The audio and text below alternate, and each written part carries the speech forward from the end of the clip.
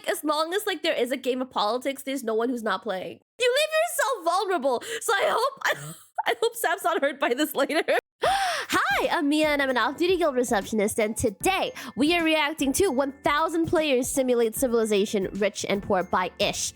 And this was actually suggested by one of our members, Crazy the Zombie. Thank you so much for your suggestion. Let's get into watching. Yeah, this is gonna be a long one. In the biggest social experiment in Minecraft history, I scattered 1,000 people across 2 massive islands to simulate a realistic civilization. Is it common to have social experiments in Minecraft? I've never really delved into these videos, but yeah, this is pretty interesting actually. The players were given no help or guidance, and just like in real life, if you die, you remain dead forever. I can already tell this is gonna be a trip. Now, each player has the freedom to do whatever they want. Farm for food, become a dictator, and build a society. Damn! At least as much as they can, because while one island is a rich, green paradise. That's so pretty though, actually. Oh my gosh. I love the pink! Has this always been in Minecraft or is this like a mod? The other one No. is a barren wasteland. Oh, but it's still really pretty though. It's up to each player to work with what they've got. Will there be peace between the islands, or will there be war? Look, I'm just saying, the last time I played Minecraft, there weren't even horses in it yet. I don't recognize the majority of what's in this video. Is this what Minecraft has become, or is this just mods? What ended up happening is the single most amazing story arc I've ever seen. All I will say is pick a nation to root for and enjoy the video. I present to you the rich and poor 1,000 player civilization experiment. How do you sustain a server like that? I'm sure it's really heavy. Like, what kind of... It's clear I'm not very technically gifted, question mark. I don't know much about technology. I'm not very literate in that sense. But it's... I feel like this is probably really heavy, right? Like, yeah. Don't forget, if you want to participate in these videos, join my Discord server, and of course, subscribe to my channel. All right, we got 1,000. Good luck, everyone. Oh boy, it's starting. It was the beginning of day 1, and all 1,000 players began to explore their new homes. What is this place?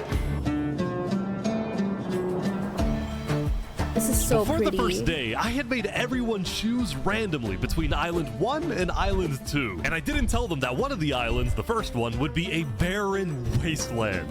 Hey, you guys having a good time? No.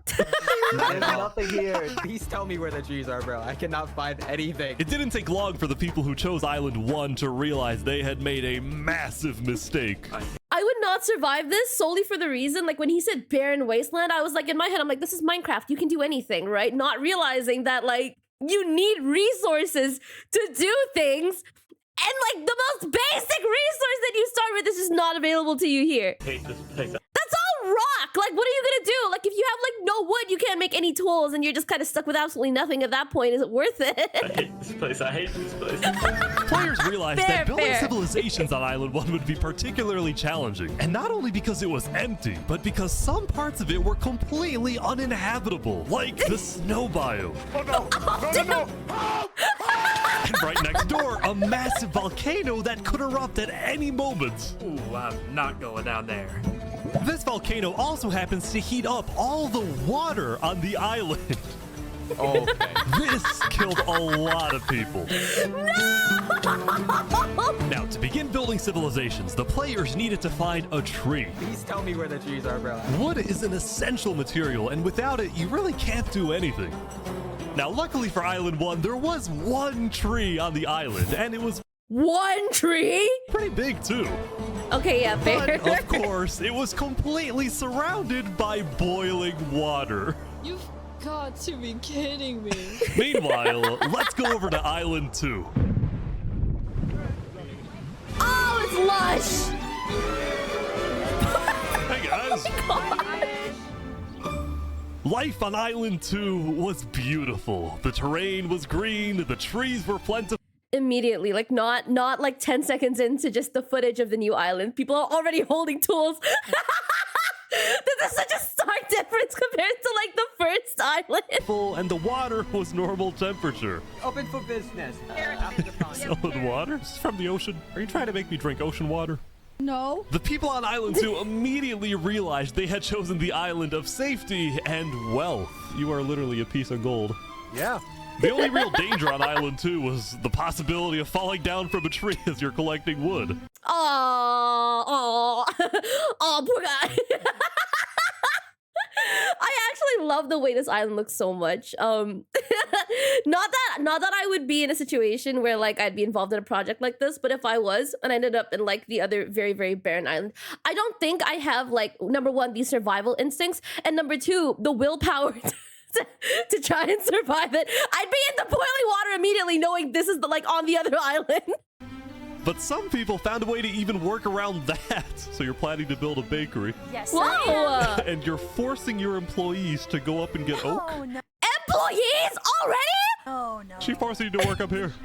Hey, no. It's double carrots, triple carrots. I don't want say carrots. anything. I want fair working conditions. Also, because of the vast amounts of trees, people were very quickly able to craft tools that allowed them to mine underground. Hello, Saps. You doing okay? Yeah, I mean, this island's great. So many diamonds already. Yeah, Wow. look at this. Yeah, I'm loaded. Overall, the people of Island 2 were thrilled with their new home, thrilled with their wealth, and they were very optimistic about their future.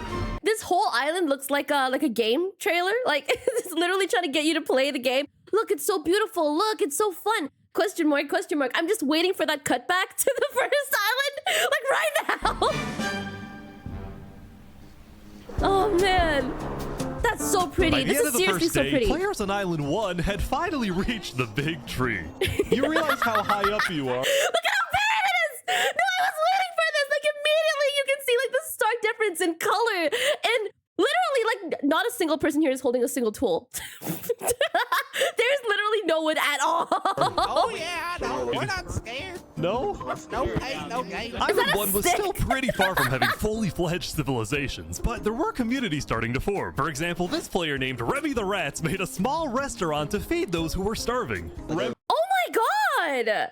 Okay, look at the difference, right? Like if I may, question mark. Like the the second island, they mentioned employees hiring each other. Here, the sense of community is, I mean, like it was also strong in the first island, but also here especially so. Look, they made do success with nothing. Remy the Rat, what are you serving them here? It's very popular. Bread? Is that Remy? Is that Remy? And you can... What the frick? Why? Wait, is this a bread line? Yes. Oh no. I also got word that there was a small group of people who had chosen to settle in a weird location. Where? What type of people would choose to live on a volcano? Hey guys. Hello. Oh my god! Oh my god! Oh my god! It feels so good to actually see the color green and like when the surroundings are literally just not habitable. Like generally you would not expect this to be here. What the? Hey, how's it going? Welcome to the mafia. This was Linguini, and he had recruited about 20 people to join his Italian mafia. His goals were very simple: make friends and get rich. Hold on, please, can we tell you? I mean, okay, in conditions like this, like you kind of need that kind of like willpower. You kind of need that like sense of that just then you need that kind of mindset to survive. I can't blame Linguini. That's his name, right? Linguini? Yeah, I can't read. A little secret. We found some netherite. Oh. He sounds just like a Mario brother. This is perfect. Oh, really? Yeah, don't tell anyone though. We're trying to keep it between us. We'll check back in with these guys later, but in the meantime, on Island 2, there were actual huge civilizations starting to form. I don't care about power. I don't care about government. I just want to make a nice place for my people to live. This player named Just as I mentioned, like a sense of community, question mark. I mean, like this place looks really good. Don't get me wrong. It looks really, really good, but it's so much easier to do this when you have so many resources. Call Me Cass was the leader of about 50 people in a nation she named the Cass Coalition. And a coalition, Wait, that name kind of hits though. Damn, the Cass Coalition. Damn, yeah, it hits. That's a great name. Was of very different types of people, including pirates, bankers, Canadian cartels, bakery owners, and their employees. I love that everyone immediately separated into like little cliques, into like little groups. It's so cute, actually. Fair working conditions. How much are you even being paid to work up here? Paid? People are getting paid? Now, later in the day, Island 2 would face its first conflict. What the heck? Hey, you guys can't be destroying the beach. Why? A group of about 20 people were You know what that reminds me of? That reminds me of like that one scene in like Young Sheldon where oh my god, I think he just moved into college or whatever, and he like just went into like his little dorm room, and there was already someone there, and dude was like, huh? Why are you in my room? It has the same energy. were extracting sand from the shore right next to the Cass Coalition. Cass was obviously not happy about this, but these people didn't care because they were from a much bigger nation called the Commonwealth. Oh, what? Why is this giving The Walking Dead? Okay, I guess it happens, right? Like, we're all humans. It happens. We crave a sense of community, so we make our own communities. But it's also kind of like, I can't help it, like, just, oh my god, the names are so like Walking Dead coded. I love it. I love it. I love it. We're actually 5 nations combined into one, so we have strength in numbers. The Commonwealth. They already had 5 nations. They had time to separate into 5 nations to combine into like one big one. That's insane. That's crazy. How much time has passed? How long does this experiment go for? It was a massive civilization that was formed on day 1 when 5 distinct groups were close enough to each other that they just decided to come together and unify under one nation. As a result, the Commonwealth had a government with 5 leaders at the top and over 150 citizens. We're going to turn this mountain into our city currently. Holy shit. Ah, okay. The Commonwealth leaders were very ambitious and wanted to make the Commonwealth the most beautiful, the most respected, the most powerful nation on Island 2. No, goosebumps. I saw like the structure and I was like, oh my god, wait, out of nothing? Damn. Even if it came at the expense of others. Overall, by the end of the day, Island 2 was much further ahead than Island 1, as expected. Which is but fair. Let's see what happens in the following days. Okay, one day? Wait, they split into 5 different nations and then combined into one big one in one day? That's crazy. That's insane. Time looks weird here. As players logged back in the next day, nobody was expecting that the beginning of day 2 would end up having one of the most consequential moments of the entire event. Revy the Rats was running his restaurant when he received a visit from a player named Spood. Spood? I need food, I'm dying. Yo, Spood. Well, yeah. I do have food. You're private, but Oh, I need food. Oh, that's nice. God, I'm too kind. I care about everyone else before myself. It's such a problem. Now, this player, Spood, was a rising leader on Island 1. He was known for always giving away his own food. But some people started to suspect that Spood's supposed generosity was merely a method to gain popularity, to further his political ambitions.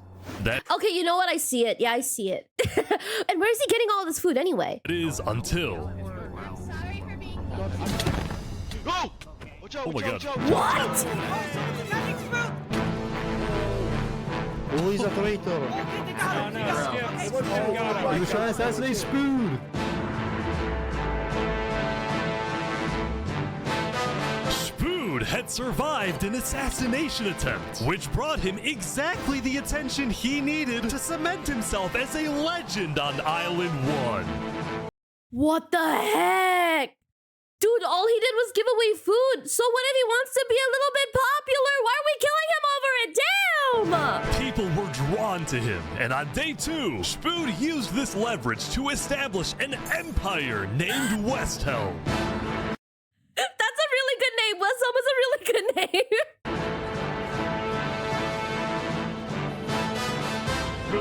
These people have made me emperor. This right here is going to be our capital. We're also building a massive coliseum. You mean where people fight to the death? Exactly.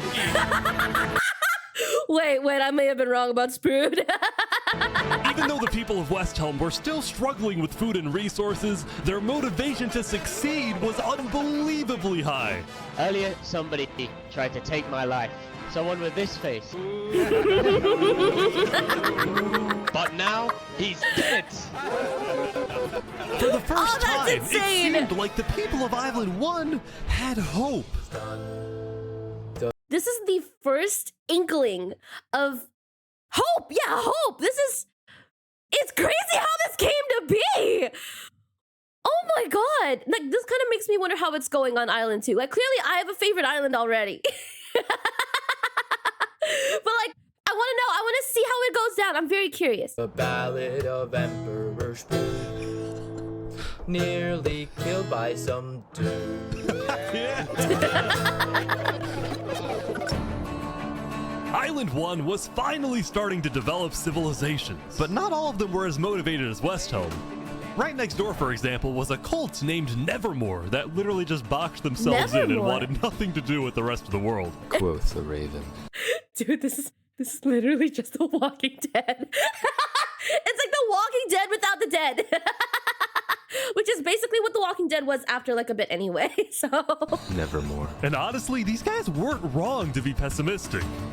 See, some of the people who chose Island 1 had secretly been hoping that when they finally make it underground, they would find troves of iron and diamonds. But instead, they only found a giant layer of lava that stemmed from the volcano and covered the entire island. You can't blame them! Oh my god, this system is crazy! Oh my god, they really went looking! That's insane! Cause like, okay, like, I mean, I'm just saying, if I'm on like an island that's literally made of rock, like stone, right? I would expect some kind of like mineral, some kind of ore, some kind of value under all of that useless stone, especially like when you have no wood, it's completely useless. So like, question mark? This lava layer ended up killing a lot of people.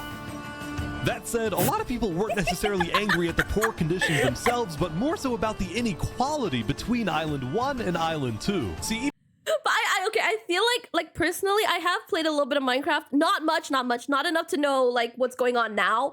But like hitting bedrock was already like I have a sinking feeling every time I hit bedrock because like I have nothing else to do. I'll just dig straight down. That's all I do in Minecraft. I have no ambitions. Okay, all I do is dig straight down. And when I hit bedrock, I'm just kind of like, well, time to dig another hole, right? Question mark. But if I fall into lava, I think I just just quit the game.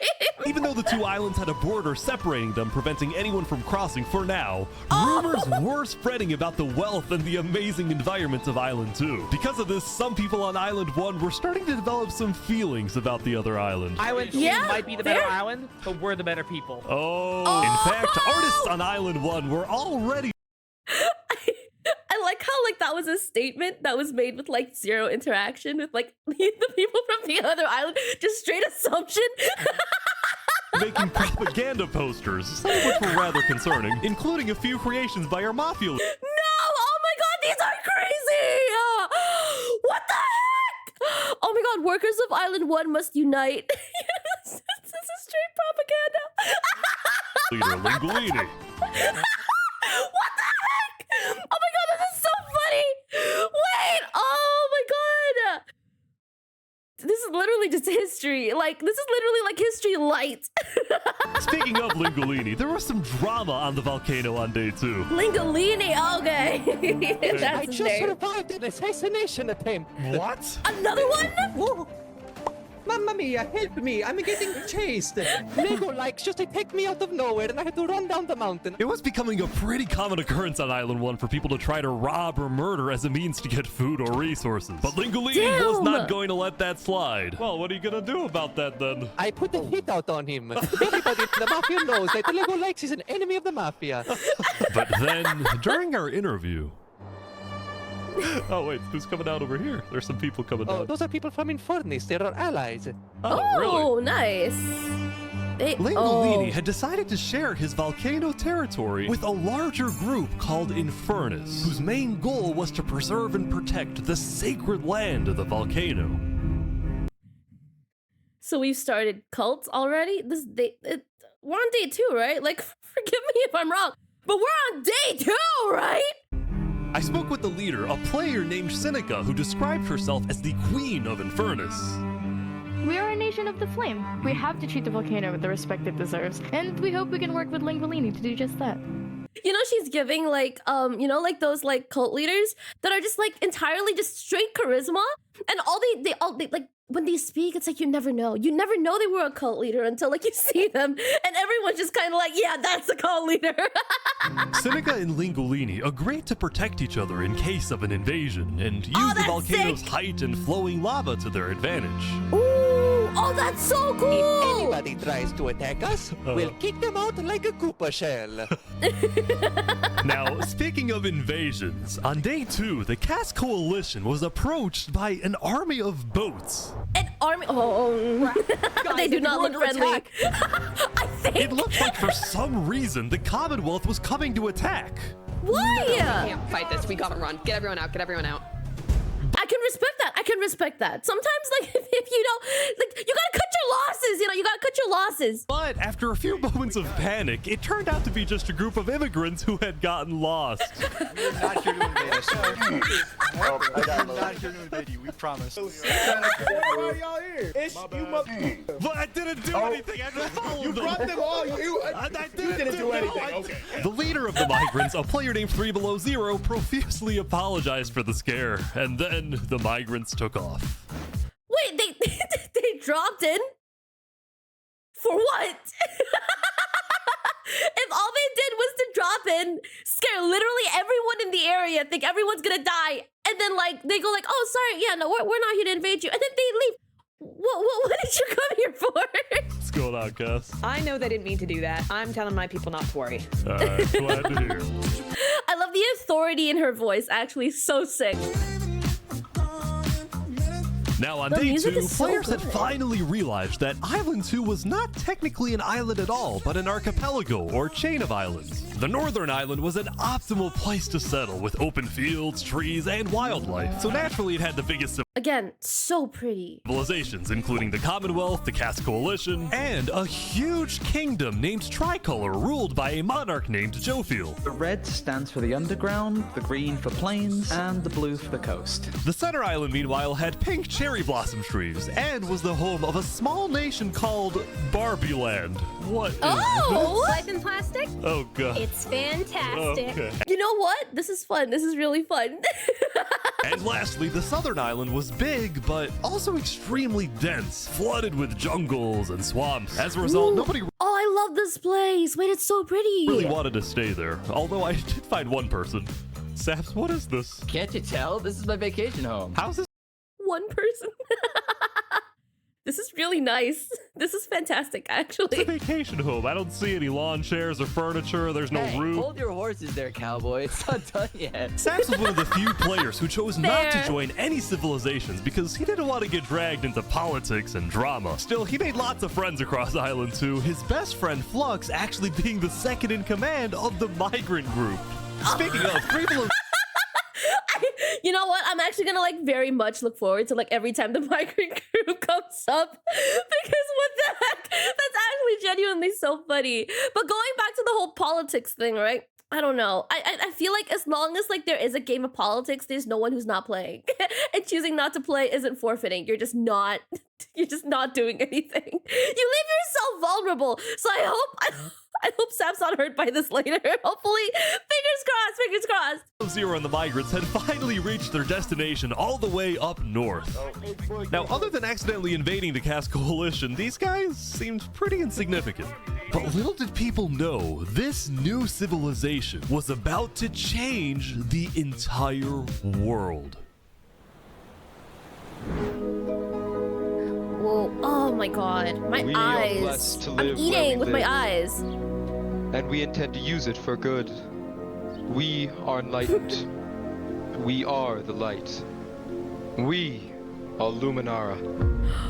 Oh, that's so The migrants had hard! decided to call their civilization Luminara. They saw themselves as the light of Island 2, the innovators, the inventors. See, the reason 3 Below Zero had chosen this specific location to settle, well, it wasn't by accident. After the first day, 3 Below Zero had used content and propaganda released by the people of Island 1 to estimate the location of the other island. He then used a coordinate system to calculate the northernmost point of Island 2. His goal was to settle as closely as possible to the other island so that when the day comes, when the borders drop, Luminara can build a massive bridge connecting the two islands, giving free passage as a sign of good faith to perhaps bring about world peace. Goosebumps. Straight goosebumps. Oh, I love that so much. That's so cool, but I don't think it's gonna go well. But I also think it's really, really cool. I love the idea. I love the idea behind the bridge. I mean, like, just based on actual human history, don't quote me on this. Good faith doesn't always end in good result. But it wouldn't be that simple. The second in command of Luminara, Flux, as well as a few concerned citizens, did not want that bridge to be built. They had seen the Island 1 propaganda. They knew that people on Island 1 were angry. Their fear was that Island 1 would just use that bridge as an opportunity to invade Luminara and perhaps invade the rest of Island 2, leading to a world war. The fact they have footage of this! The fact they already have footage of this! It hasn't even happened yet! That bridge is a bad idea. Moving up north was a bad idea. Island 1 is going to invade us, and Luminara is going to be their first target. Dude's not wrong. Dude is unfortunately not wrong. I mean, not everyone's gonna agree to, like, what's the word? Infiltrating, attacking, getting it. You get it, right? Not everyone's gonna do it, but the ones who are gonna do it are gonna, you know, yeah, it's not gonna be a good time for Luminara. And I'm not taking sides here, right? I'm just looking through various lenses and perspectives. We'll see if I'm still doing that by the end of the video. What about the goal of world peace? I respect our leader's goal, but he's dead wrong. Oh! We shouldn't be trying to befriend our enemies. The way we're going to achieve world peace is by uniting Island 2 against Island 1. What if 3 Below Zero says no? What if they finish the bridge? Well, then at least they'll know I tried to warn them when Island 1 comes and kills us all. Oh my god, dude. What is up with the dialogue? This is unscripted, right? Do people just think of these things and say them? Like, why are you literally spitting fire right now? That's insane. Question mark, question mark.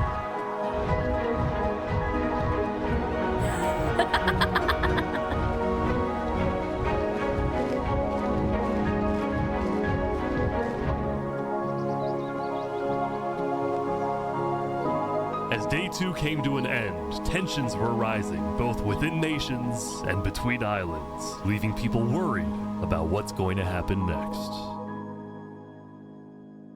Fair, yeah. Again, all of this happened in what, Day 2? How long are these days?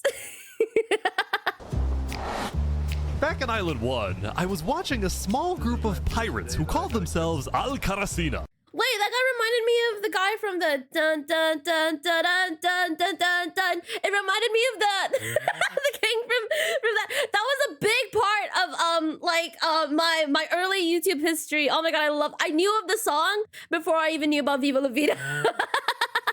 Al-Karasina, my friend. We're the baddest pirates around. Now, if you look closely, there was a person of interest hanging around with the pirates. Person of interest? Like, just take me out of... Oh! And I had to run down the mountain. Well, what are you gonna do about that then? I put the hit out on him. So to be clear, Legolikes had a bounty on his head, and he was hanging around pirates. You could probably guess how this ends. Yo, Lego Zanga's here. So this is everything you guys got, huh? Not much. Ooh. This is insane. Wait, but how are they gonna bring back like the the proof of the bounty being completed? Question mark. Like, can you like cut off arms or heads in Minecraft? Is that a thing? Oh my gosh. The Alcaracina pirates had killed Legolikes, but there was a small problem. Did you hear about the news? Yeah, I saw it, but we don't know who claimed the bounty. It didn't say it in the chat. Because exactly! Legolikes had technically died to boiling water instead of a player. Lingolini didn't know who actually killed him. But fortunately for the pirates, when a player dies, the dead player drops their own head, which the pirates believed would be the proof they needed to collect their bounty later today. So okay, I thought like what was gonna happen was like Lingolini was gonna be like, "Where's your proof?" And they're gonna be like, "What proof? We did it." And then like proceed in fighting. You're expecting a payment later? Yes. All right. What are they getting paid in? Diamonds? You guys let me talk. By day 3, players had basically mapped out all of Island 1 and were finally starting to adapt to the environment. Day 1 was horrific. We literally had bread lines. Day 2, we're building a coliseum, a citadel. I am literally immortal. Hopefully that isn't foreshadowing. Emperor's Food was still the most powerful man on Island 1, and on day 3, he was invited to a big international meeting hosted by a charity group called the Blue Cross. We invited you here mainly to discuss plans in case the volcano erupts. What are your individual plans? A large bunker underground. Just not using flammable materials. We don't have any real plan, you know. What? You don't have plans? If that volcano erupts, you deserve to die. Wait,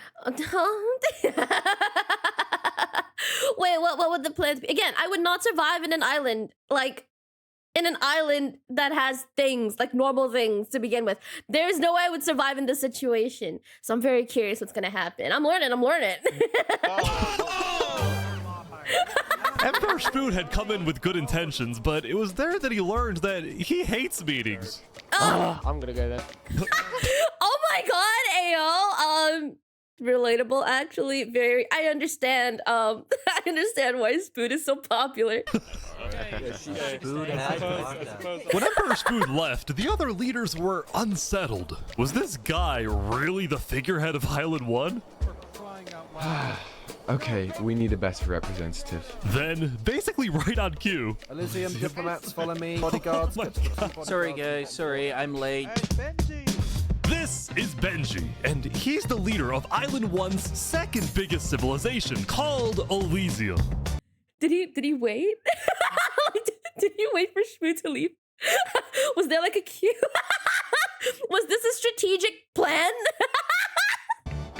See, on day 2, Benji had discovered that toward the outer edges of the island, away from the volcano, the water isn't boiling hot anymore.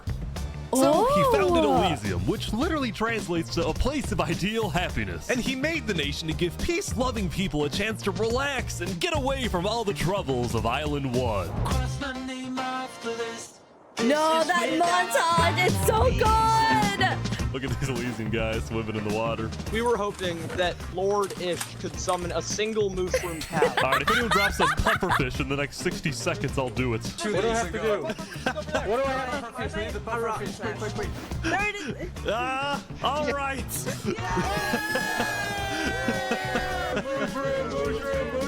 We can kill it for leather!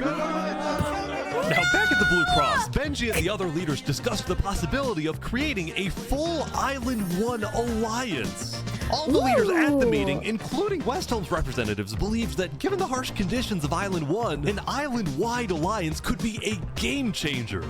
But first, Before we make this official, we have to convince everyone else to join.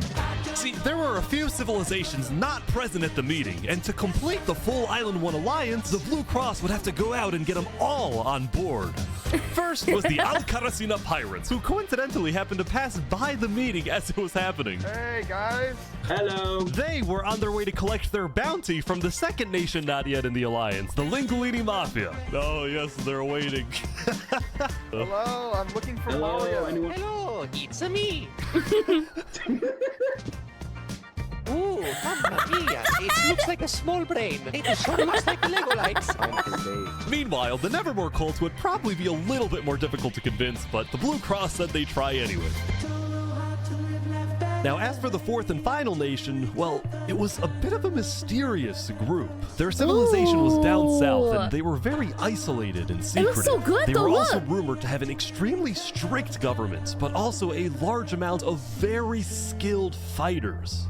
Okay, like whoever was in charge of like the music, the sound design of the video needs like serious credit, because like I'm feeling so many things right now. And a big reason is because of the music they're using. As a result, people were kind of scared to approach them, but they knew they had to eventually to complete the Blue Cross Alliance. They knew that if this alliance works out, it wouldn't matter that they all lived on the poor island. All of a sudden, out of nowhere, the most powerful force in the world would become Island 1. Shut up! At first, that's so Island sick! 1 was supposed to lose, but now they were on the verge of turning their lives around completely.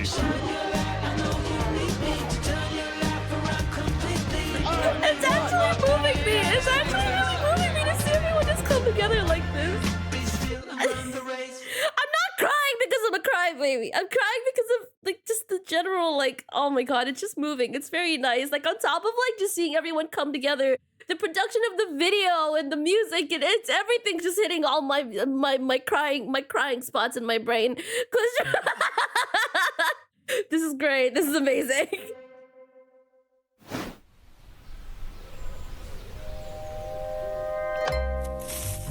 Oh.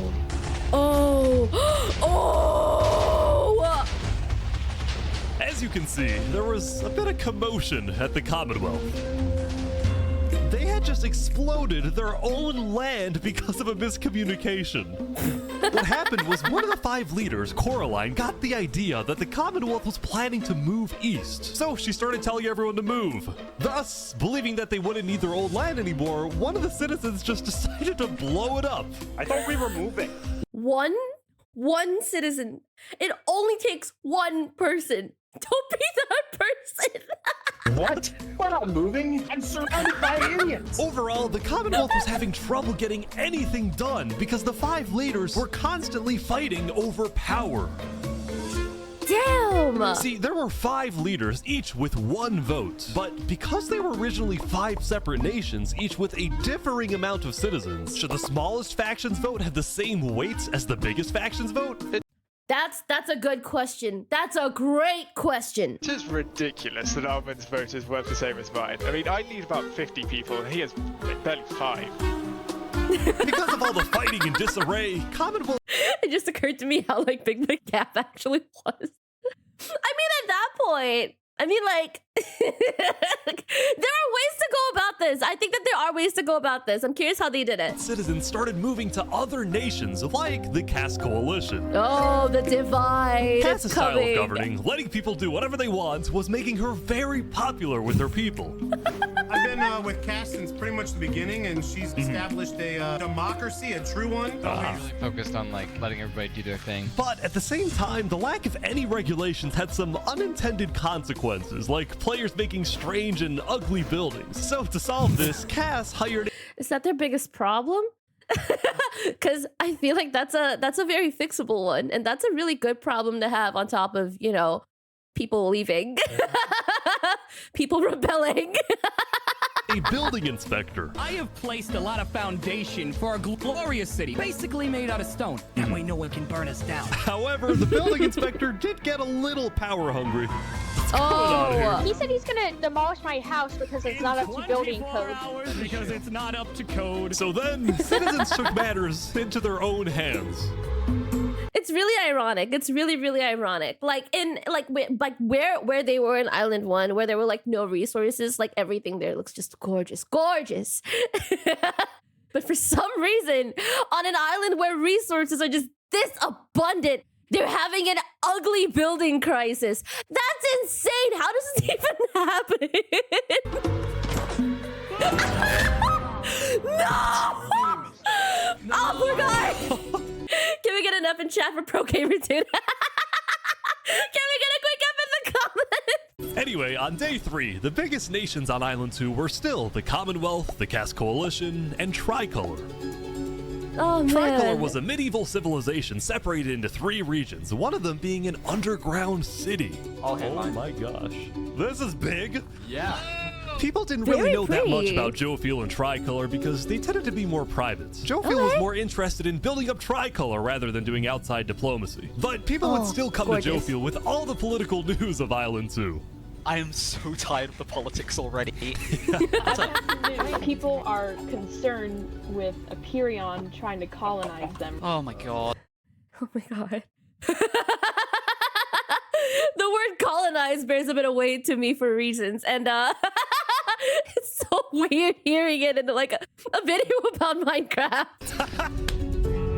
Now, this particular rumor about a group named Aperion colonizing people happened to be false. Aperion was just a small town led by a player named Alkaline, and it was actually the only nation other than Luminara that directly bordered the ocean next to Island 1. Oh, sick. That said, the rumor that Island 1 was uniting was true, which got some people worried, especially the 2 border states. So, Jofiel invited over all the major leaders and diplomats of Island 2 for an emergency meeting.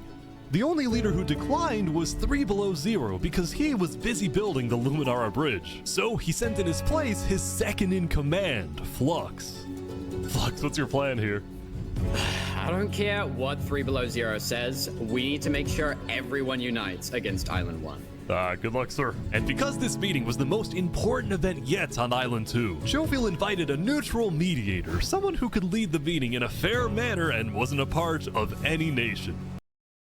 What I say. When politics is involved, no one chooses not to play. You always end up getting involved. Either you play, or you wait until you play. Saps, where are you going? Apparently they're making me lead the meeting with all the Island 2 leaders. I love that he says it like he doesn't have a choice. Again, what did I say? You sound very excited about it. Oh no, I'm not excited. I'm terrified. I'm accidentally gonna cause a war. Bro chose not to like play with politics, and now he's kind of in the middle of like a huge major fucking conflict. This is hella funny. Oh my god. Did they shoot these scenes like on purpose? Did they have like moments where they were like, hey all, like huddle, gather up, let's just shoot like a scene? Like, how did they get footage like this? Alright, I think everyone's here. Welcome. Well, we at the great and mighty Commonwealth are looking forward to a productive conversation. Thanks, Okay. it's great. So, as the president of Aperion, I'm actually really worried about our town, which is why I'm proposing we all join a defense pact. If one of us gets attacked, all of us are under attack. Here. I can agree to Yeah, that. I like that. That's Okay, good. That's a alright. good start, but A bit late with the unity, but I can appreciate better late than never.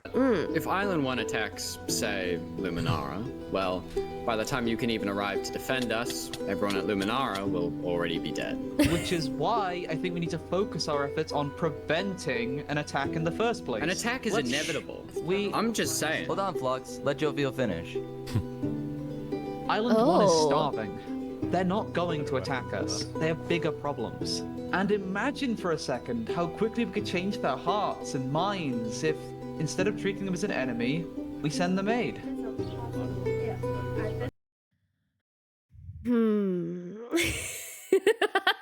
Once again, good faith is not always met with good result. And as much as I feel like, okay, yeah, question mark, like sending them aid is like the number one obvious thing to do. But I think it's gotten to a point where it's a bit late. Like, they've already united. They've already built like very, very strong communities. They've already built like a system, a thing that works for them. I mean, I don't know if they're starving, y'all. Like, they look pretty good. I don't think they need the aid anymore at this point. You really gotta worry about the propaganda that they're spreading. I'm not saying fight them, and I'm not saying like kill all of them. You know, what I am saying is defense isn't a bad idea. I think Joe feels right. We do the defense pact, but we also send aid to Island 1. Basically. Okay, yeah, that's good, actually. Yeah, that's much better. You have an abundance of resources anyway. Why are you hogging it. You know, you might as well do both because you don't know what they're gonna do. And probably not everyone's, I mean, like, yes, they are united, but not everyone's gonna be like, oh yeah, we gotta go and we gotta like attack them and whatever. Some people are probably gonna be like pretty chill. In that case, they get the 8, you know? We're ready for an attack, but we try our best to prevent it. I'm on board with that. Okay, that's great. Oh my god. Cass knows where it's at. Like, oh my god, literally. No, this is ridiculous. Island 1 is literally making propaganda saying death to Island 2. Dude's also not wrong. Dude's not wrong. But Cass is also saying, like, we also work on defenses. So, like, it's kind of like... I mean, I don't think sending aid is going to take up too many resources compared to having, like, a defense system. You guys can... What's the word? Delegate as needed. But this is me speaking as someone who probably would not survive a world like this. So they're jealous that we live in a paradise and they're going to invade us no matter what. And you want to send aid to them? Guess what? They're going to take whatever you send them. Food, armor, I'm hearing him out, and they're going to okay? use all of that against us. He might have a point. Yeah, he does have a point. He does have a point. Hold on. Island 1 isn't evil. They're not savages. They just need help. You cannot be this naive. Well, there's a guy under the table. But that's the thing, right? Like it's not about like whether they're evil or not. This is just human nature. I feel like humans are like innately just like just driven by ambition. And sometimes it's not about like being innately evil, it's about being innately ambitious. So question mark. Everyone is super on edge. They're worried about traps. Guys, Island 1 is united. They have hundreds of people all aligned in the same goal, to kill us and take our resources.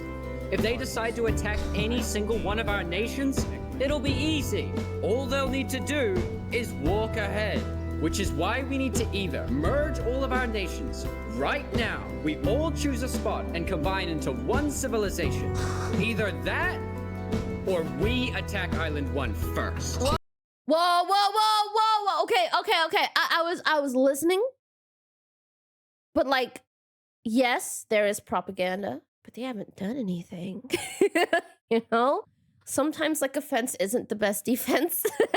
Sometimes defense is the best defense. Are you crazy? Watch, this is ridiculous. What's crazy, Jovial, is you leading all of us to our death. Oh my god. Okay, what's gonna happen if we just leave them alone? What's gonna happen if we just not address that there's like an island like 1 at all, right? I mean, like clearly they're finding ways to make things work for them. They are in their own ways clearly thriving.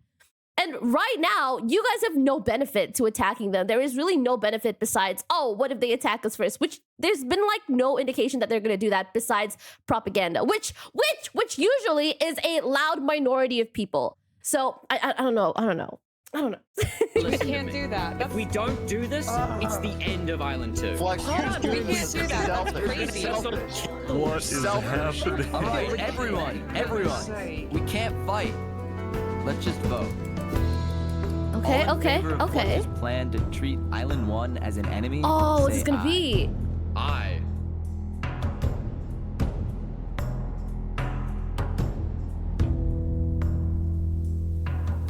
All in favor of sending aid to Island 1. Oh my god. This is his villain arc. This is literally his villain arc. Holy shit. Okay, to be very fair, like he has a point. He has a point, right? He definitely has a point.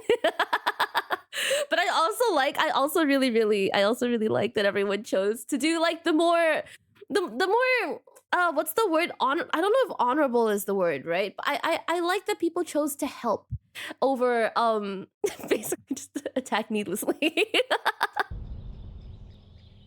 This is insane. This is amazing. This is actually amazing. Meanwhile, at West Helm, I ran into something interesting. Our next song is called Island 1. Oh. Look, they're thriving. They don't need the aid. Honestly, like I feel like at this point, Island 2 is just really focused. Really focused on Island 1. And like just the sheer fear of being attacked for just having a little bit too much is a little bit crazy. But they look fine, honestly. Look, they're thriving. You don't see Island 2 having fans like this. At least not in the video. Oh my god. So you remember this guy? Sick party. Ballad of Emperor Spoon. Well, he had joined a band that produced actual songs and then performed them all across Island 1. A barren wasteland island, a boiling water sea. Let's go. Oh, that's so no resources sick. to speak of, except a wooden tree. Let's go! Everyone loved the Island 1 band, including Emperor Spoon, who found that the music bolstered the morale of his citizens. It's bolstering my morale. I'm not even one of them. He believed that a happy citizen is a productive citizen. West Elm took us in, gave us a little home. Even though Emperor Spoon was a chaotic figure, West Helm itself was the opposite. It had an army, a storage system, and a hierarchy, from emperor all the way down to citizen or plebeian. And of the fact that they've built systems. They're thriving in a land of basically nothing. Oh, this is amazing. This is so amazing. Of course, there was the Colosseum, which when finished will play a major role in West Helm's justice system. That said, Emperor Spoon was not happy when he heard that yesterday, Benji and the other leaders had been talking poorly about him. Okay, we need a better representative. Fair. I mean, like, look. Our final goal is to put Benji Button in here. No, that is a joke. That is a joke. You don't want Benji to die, do you? Well, I mean... I was hoping for a bit of a no, but it is what it is. Benji and the other leaders were concerned that Emperor Spoon is unstable and may one day try to take over the entire island. And their concerns only grew when Spoon was caught listening to Napoleon on Spotify. But they also knew that if Island 2 were to ever attack, they needed Spoon on their side, so they didn't know what to do. Island 1, well, here we are. Oh, this is so sick. I hope they actually have this out. I hope they actually have this song out like actually on YouTube or on like any streaming platform. I would absolutely listen to this. It's so cool. Thank you, Spoon. I am getting like emotionally attached to this song. Yeah, for your support. You're welcome. I'm the best. Glory to West Elm.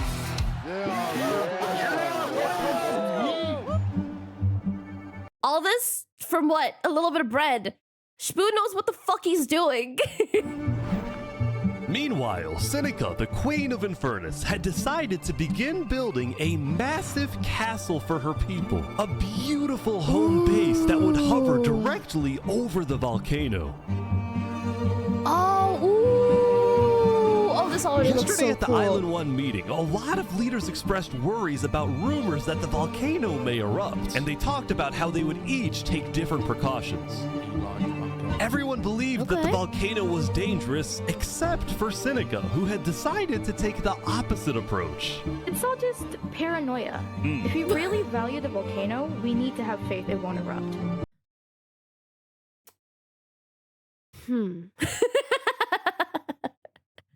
The main goal of Infernus as a civilization was to preserve the sacred land of the volcano. So what better way to show faith and demonstrate loyalty than to make your home right above it? I appreciate the dedication, the commitment to the cause. I can definitely respect how dedicated they are to this specific ideology. Lingolini, meanwhile, decided to make his home underground within the volcano. Interesting. Under the ground, like a okay. Lingolini's main goal was to get rich, and having direct access to iron and gold was one reason for him and the Mafia to live there. But it wasn't the main reason. Remember this interaction from day one? Oh, yes. Can we tell you a little secret? We found some netherite. Oh my god, wait, why is it so funny? Oh, really? Scattered throughout the volcano were pieces of netherite, the rarest and most powerful mineral in all of Minecraft. Not even Island 2 had netherite. It was the single secret advantage that Island 1 had. He said it like it was no big deal. Oh, we have netherite. And the only ones who knew about it were the Linguini Mafia and Infernus. Oh, man. Now, even though Infernus didn't exactly like how Linguini was desecrating what they consider to be sacred land, they made a deal with him. The Mafia. What does that mean? Like, deal with him, like put up with him, or deal with him as in like put him down? Mafia can keep mining so long as they provide Infernus with some of the minerals they find. Okay, all right, But okay. Linguini was unsatisfied. So They want to use us. They want cheap Oh. labor. I'm not giving them anything. Oh, the divide! Another divide! Linguini didn't like how Infernus was basically forcing the Mafia to mine for them with nothing in return. So he secretly instructed I cannot do this. everyone in the Mafia not to give Infernus anything. Ooh! I'm assuming like the largeness of their heads are like the size of their communities. The gap is kind of big. Linguini's hope was that Infernus never asks for those minerals and forgets about the deal entirely. Nah. Otherwise, he would be in a lot of trouble. You got this, Linguini. I believe in you, Linguini! That said, despite this conflict, the rest of the Island 1 unification effort was going very well. Earlier today, Linguini had decided to join the Blue Cross Alliance. Ooh! Thank you all so much for having me. The Alcaracina pirates were also eager to join, and surprisingly, so was Nevermore. Oh. There was only one holdout. Right. This mysterious civilization was called the Covenant, and it was ruled by a dictator named Turntap. How are you elected exactly? Wait, did you just say dictator? By a vote of the people or the vote of yourself? Elected. Turntap wasn't sure about joining the Island 1 Alliance because the people of the Covenant were generally skeptical of outsiders. They only took pride in their own nation, especially in their army, which was composed of really good PvPers who weren't above using torture to get their way. Are they drowning this guy? Now, I felt a little bad for this player, so I threatened the Covenants. Covenant uses water torture. I'm reporting this to Sidefall News. No, don't go to side. So I went to the local news reporter. Sidefall, I have a story for you. I just caught the Covenant waterboarding one of their own people. Oh. Well, I'm paid off by them, so I don't really care. Like from the first noise. The first noise he made. He knew. What? It's free money. You know what? It's called a business for a reason. You know, I respect that.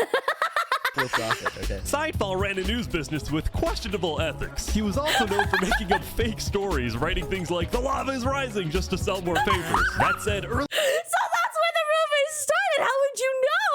Earlier today, he had made a legitimate discovery that could devastate the entire island. Island 1 had a lot of known dangers, from the lava layer to the boiling water to the powdered snow. But there was one last danger that nobody knew about until now. Oh.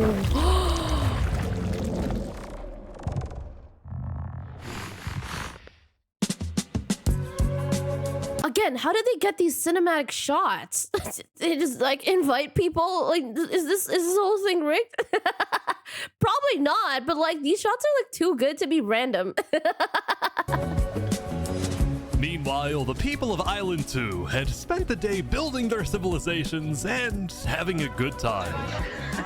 Yesterday, their leaders had voted that whenever the border drops, Island 2 would send aid to Island 1, hoping this gesture would lead to peace. Okay, so if it's okay, I don't know. Okay, maybe aid may not have been like the best word to use, but then again, Island 2 would not have known that Island 1 was basically like just fine without the aid. I mean, like a peace, like a gesture of niceness, a gesture of peace would have been probably better than phrasing it like it was aid. But not everyone agreed with this approach. It's the end of Island 2. Yeah. When Flux returned home to Luminara, 3 Below Zero was furious at Flux for causing chaos at the meeting and for going against Luminara's values. 3 Below Zero, as the leader of Luminara, was actually heavily in favor of sending aid to Island 1. The whole point of the Luminara Bridge was to make peace with Island 1, not to start a war. As a result, 3 Below Zero demoted Flux from his position as second in command. This is definitely his villain arc. I mean, like, do I think he has a point? Yes. Did he go about it in ways that kind of like put him in this position? Also, yes. I think, at least I think so. Oh man, oh poor guy. I spoke with Legacy, a citizen of Luminara. Again, like kind of going back to the whole evil thing. Like people are not innately evil, people are innately ambitious. Yeah, Flux has been gone all day. People here don't really like him anymore. Flux and his crew had spent the day building a secret bunker under the ocean, a place for them to hide if Island 1 attacks. And then Flux spent the rest of the day helping his best friend, Saps, finish building his home. Despite all the chaos, Sap still reached out to me after I was demoted. Mr. Mediator, what a good friend. Flux over here can be a little unpredictable, but he's my friend, and I know he genuinely wants the best for us. No, like no one's really innately evil. Like in the end, like all Flux wants to do is essentially just to protect like what's so precious to him, right? And it just is what it is. So like, oh man, this is gonna be a tough one. I can't wait to see how this goes. Even though Flux was much more ambitious than Saps, these two had become very good friends. So many diamonds over it. Yeah, look at this. So ironic. Yeah. But just as day 4 was about to come to a peaceful end, something happened that would change the course of Island 2 forever. Oh, what is this?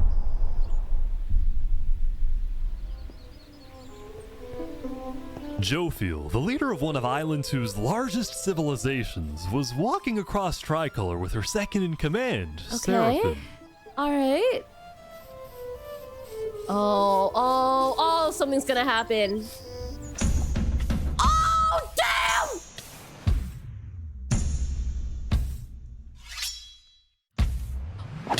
No! No! What are you doing? What? No way. The second in command of Tricolor had just killed their own leader. And immediately, all of Island 2 went on lockdown. What? Wait, what?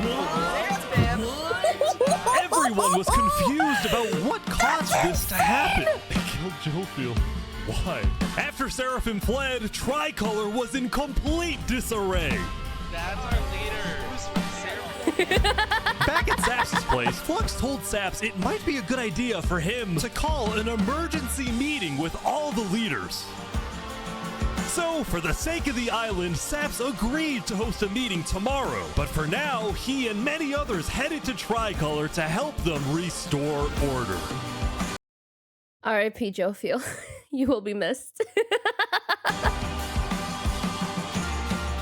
Damn. What was that? What's going on there? Oh my god, dude. What's... Oh!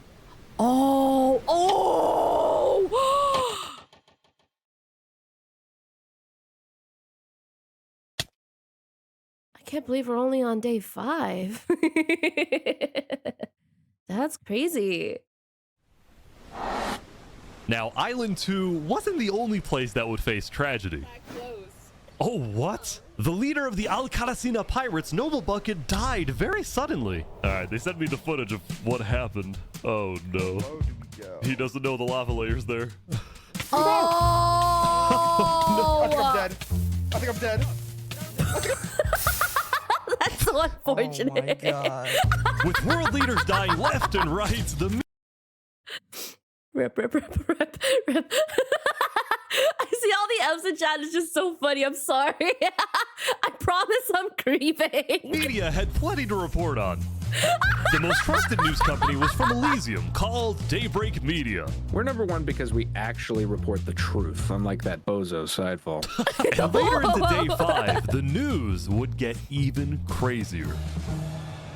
For purposes of unity, the Covenant had finally decided to join the Blue Cross Alliance, thus successfully uniting the entirety of Island 1. But right away, the strength of this alliance would be tested.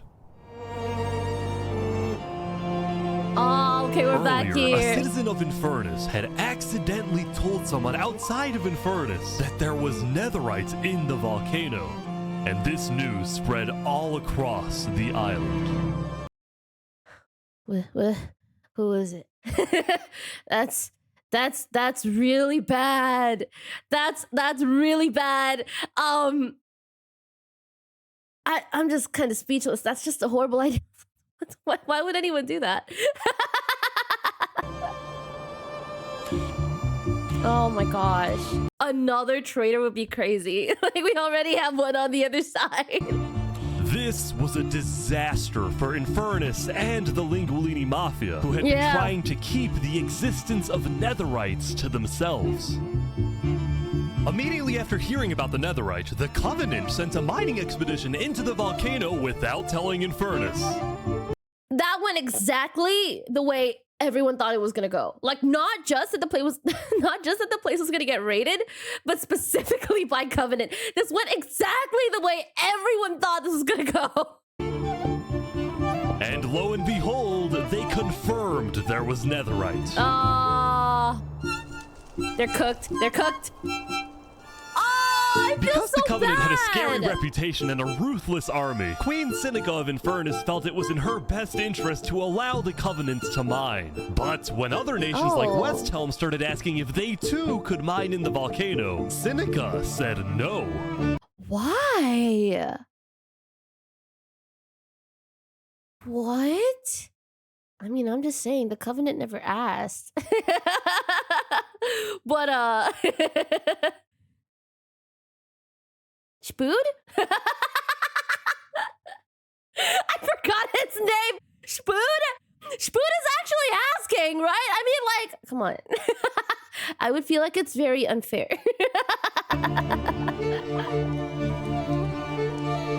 People are saying we're being selfish. Okay, I don't think selfish is the word I would use. They're the ones being selfish, trying to take our resources. They're not wrong. They're not wrong. It is technically resources that they're sharing, right? With Lingualini. I don't know. I mean, like, someone raids your resources and your immediate response is, okay. Someone asks politely and your response is, no, absolutely not. I'm probably missing a lot of context here, but I'm working with what I know, okay? Listen, Island 2 is rich. We are not. That's true. That's where is this coming from? Where is this coming from? Wait, this is so sudden. Now with netherite, we actually have a chance of evening the playing field, but the volcano people are hogging it. Before any fighting could break out, the Blue Cross quickly reached out to all the leaders and told them to put this issue on hold. We're inviting everyone here tomorrow, so we can all talk this through peacefully. We're Island 1. We cannot afford to have a war over some mineral. Not wrong. You guys have built something so amazing and beautiful already, like from straight nothing. There's a lot to be proud of. This is gonna be really sad if things just crumble over. I mean, okay, not over a little mineral, you know, but like over. You guys are bigger than netherite.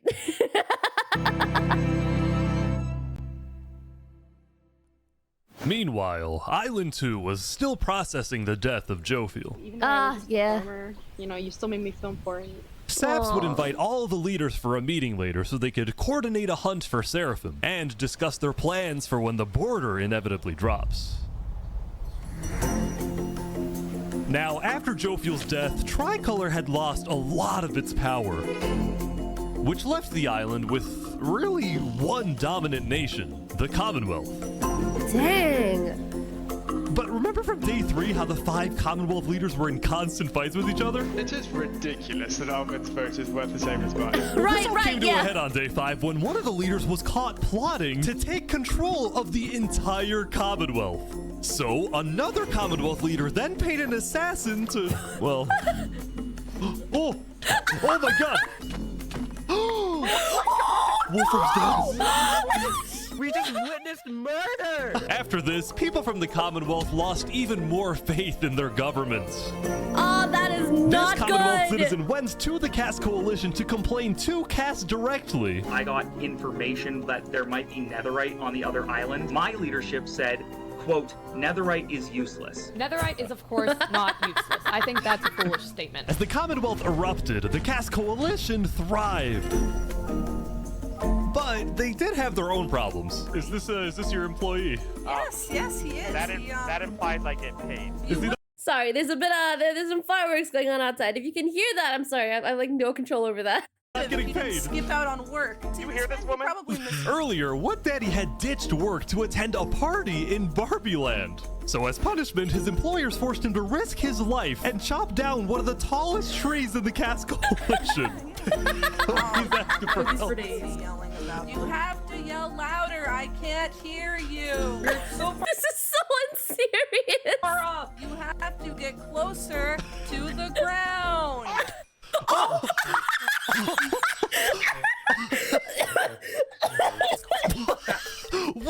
my God! Now, because of this recent tragedy, Cass I cannot do this. decided to stay home from Saps's meeting. That said, every other major leader was now on their way.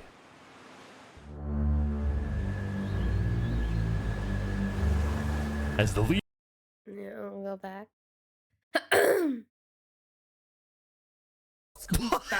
What the? Now, because of this recent tragedy, Cass decided to stay home from Saps's meeting. That said, every other major leader was now on their way. Oh, man. As the leaders and representatives arrived, there was one person who would be notably absent, banned from attending the meeting. Before the meeting started, Flux called me to his underground bunker because he had something, quotes, important to tell me. Flux, what are you gonna do? Well, first, let me just explain. I'm not allowed to attend this meeting because the leaders of this island are utterly incompetent. Oh! Villain arc. There it is. There it is. They can see that Island 1 is gearing up to invade us. And their response is, let's give Island 1 more gear. It's completely brainless, and it's going to result in all of our people dying. So I have like no solid actual opinion on this. I just want to see how it goes down. You got a plan? I had a plan, but nobody listened. They all voted against it. Look, we can still save this island, but the current leadership has to go. Damn. What do you mean, has to go? Has to go. Removed. And I'm done waiting. It's gonna happen today.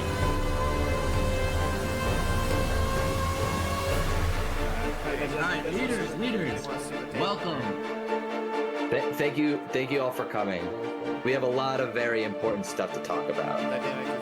You know, during the first meeting, there was one person there who actually understood what I was saying. Seraphim reached out to me, asked me if they could help in any way. I told Seraphim to kill Jofiel. What? And today, I mean, that was obvious, but like this is the fact that he was reached out to is crazier than him instructing him to go and kill Jofiel. Hey, we will finish the job. Oh my God, oh my God, the what's it called? The energy, the vindication. No, the sheer power of that statement. Wait, so Seraphim gets there. What actually happens next? Something I didn't want to do, but something that needs to be done. I'm going to save this island by any means necessary. What the heck? If you agree with full KOS on Seraphim, please say aye. Aye. Are you sure this is gonna work? I don't know, but we have no other choice. Alright, so I have something to say. Is there a possibility, any possibility, that the assassination of Wolfram and the assassination of Jofiel by Seraphim is any way connected? Is there a conspiracy going on right now? Do we think that's a thing? Are leaders safe? I have reason to believe that leaders Oh man! Wait! Flux, do you feel any guilt doing all this? Well, part of me feels bad for Saps. I also don't think the leaders are safe. What do you mean you feel bad? I was just wondering. Why is he asking? Oh no! For Saps. He has no idea what's about to happen to him. But if you had to betray one person to save 1,000, would you?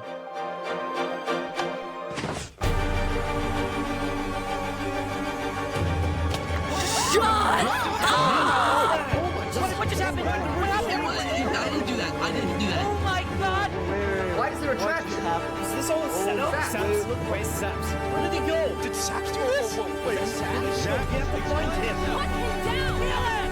Kill Saps! No!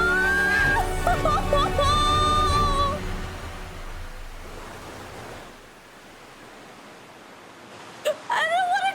Why am I crying? Why am I tearing up? I feel so bad for him.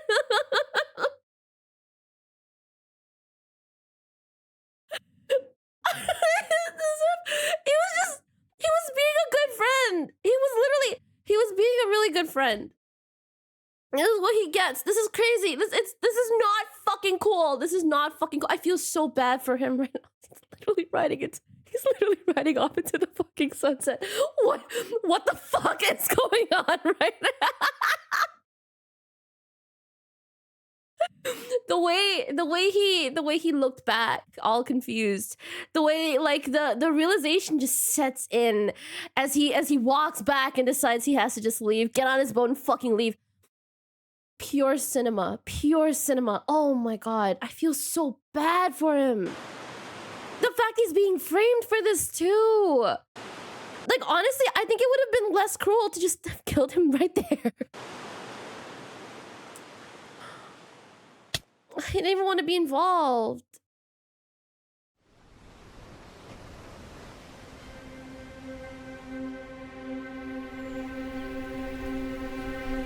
It was a new day, and Island 2 was in shock.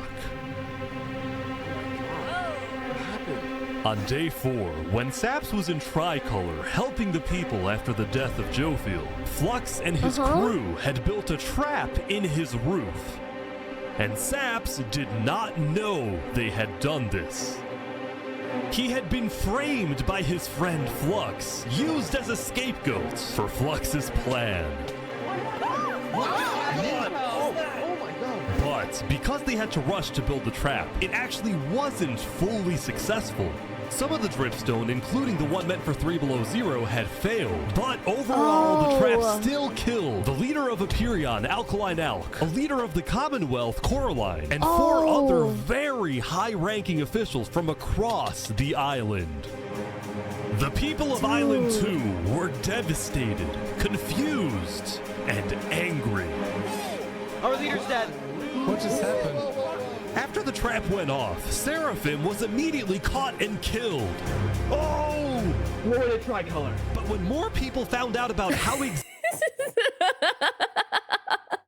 actually love like all the little bits of dialogue where it literally just sounds like in a game and then you pass by an NPC He just blurt out these little bits of like lore. Like it's really funny. Exactly, their leaders died. Their anger wasn't really towards Seraphim, but toward the person they believed was behind it all, Saps. And it made sense. Saps knew he'd be hosting leaders at his home. It was his roof that had a secret trap. A trap that happened to fit perfectly into the design of the roof. Saps was about as guilty as it was possible to be. With that, all the major Island 2 nations, from the Commonwealth to the Cast Coalition to Tricolor to Luminara, declared Saps to be hunted down and killed, while Flux got away with it all. That's so fucked up. That is so... I've never felt like... Okay, like... I don't watch a lot of videos like this, just in general. I was not going into this expecting to feel so much for a bunch of Minecraft characters, for a bunch of Minecraft avatars. Oh my gosh. I have been hit. I have been hit. Oh my gosh, that's insane. If you had to betray one person to save thousands, would you? And on top of all of this, at the beginning of day 6, it was announced that tomorrow, on day 7, the bird... Somebody just fucking fallen. You know what? After all this, I want to see Saps come out on top. I want to see Saps like up top, like literally crowned, to unify literally everyone. Like that's the only way I'll be satisfied with the ending of like something that is so large scale. Between the two islands will finally fall.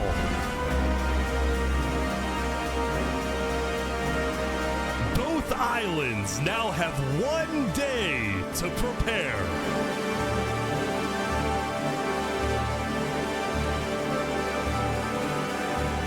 You know what would have been funny? You know what would have been funny? If Island 1 was also building a bridge, but it was on the other end. And if they saw each other, they'd have to be like, wait, so who's gonna build to who?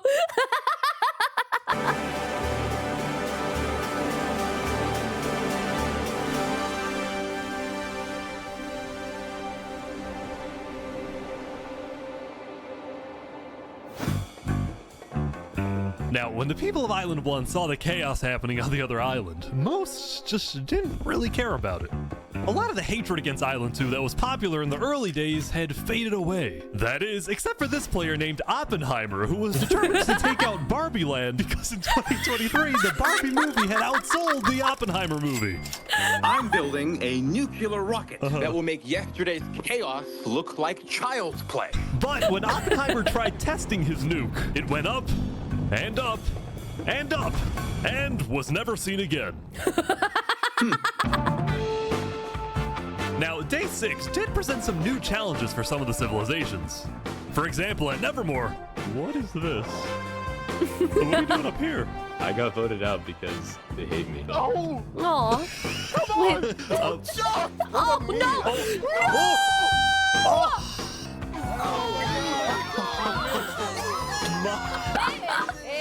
What? I didn't do anything. I blame Ish. Meanwhile, at Elysium, I hate being a leader. Everyone here is so stubborn. Benji was having trouble getting laws passed because his people kept opposing any changes that threatened their peaceful lifestyle. The people of Elysium were generally skeptical of government officials, sometimes even holding trials against them. Although this particular trial did not go to plan. Guys, somebody stole Gerald. Who's the Gerald? mushroom cow, Gerald, has been stolen. But okay, like I need to know, is Gerald actually okay though? Like stolen, but is he alive? There they all go. Meanwhile, at West Helm, there was a bit of a food problem going on. Not a shortage, a feud. See, Remy the Red had opened up a new restaurant right across from the Coliseum, but the food was questionable. Is poison fatal? So his customers had instead started buying their food from another player named Dinosaur. That is, until... Oh my god, oh my god, I know. Wait, what? What is he? Huh? Huh? Permanently closed. All food is now at... Remy, are you behind the murder of Dinos Earth? Oh! Anyway, on day 6, the West Helm Coliseum was finally complete. What do you plan on using this arena for? Do I actually have to say legally? No? Maybe a little bit of blood will be shed. That's all I Oh can say. man. While Spood was a popular leader who got things done, he had also developed a reputation of being a little unstable. He said outlandish things, he can't stand meetings, and his justice system wasn't by courthouse, but by combat. Okay, I mean, like, sure. Maybe not the most peaceful way to rule, but also everyone seems really happy. And I actually think that Island 2 still has more people than Island 1. So I think they may have people to spare.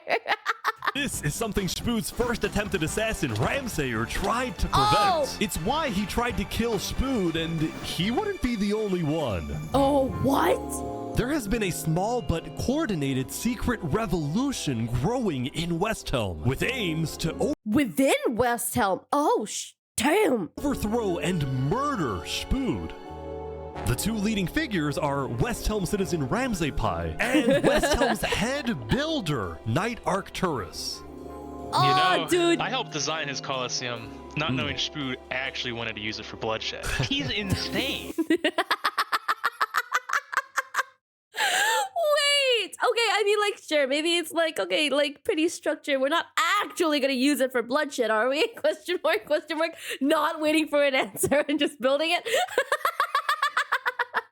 This is funny, this is funny. But you know what? I can respect the intention behind all of it. The first... But also, like, this is a system that works for this community. Why get in the way of that? part of their plan was to take out Spood's second in command, a player named Oo.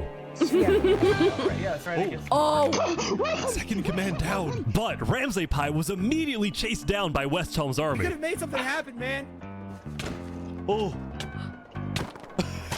Oh no! With Ramsay Pie dead, Knight Arcturus became the sole leader of the revolution.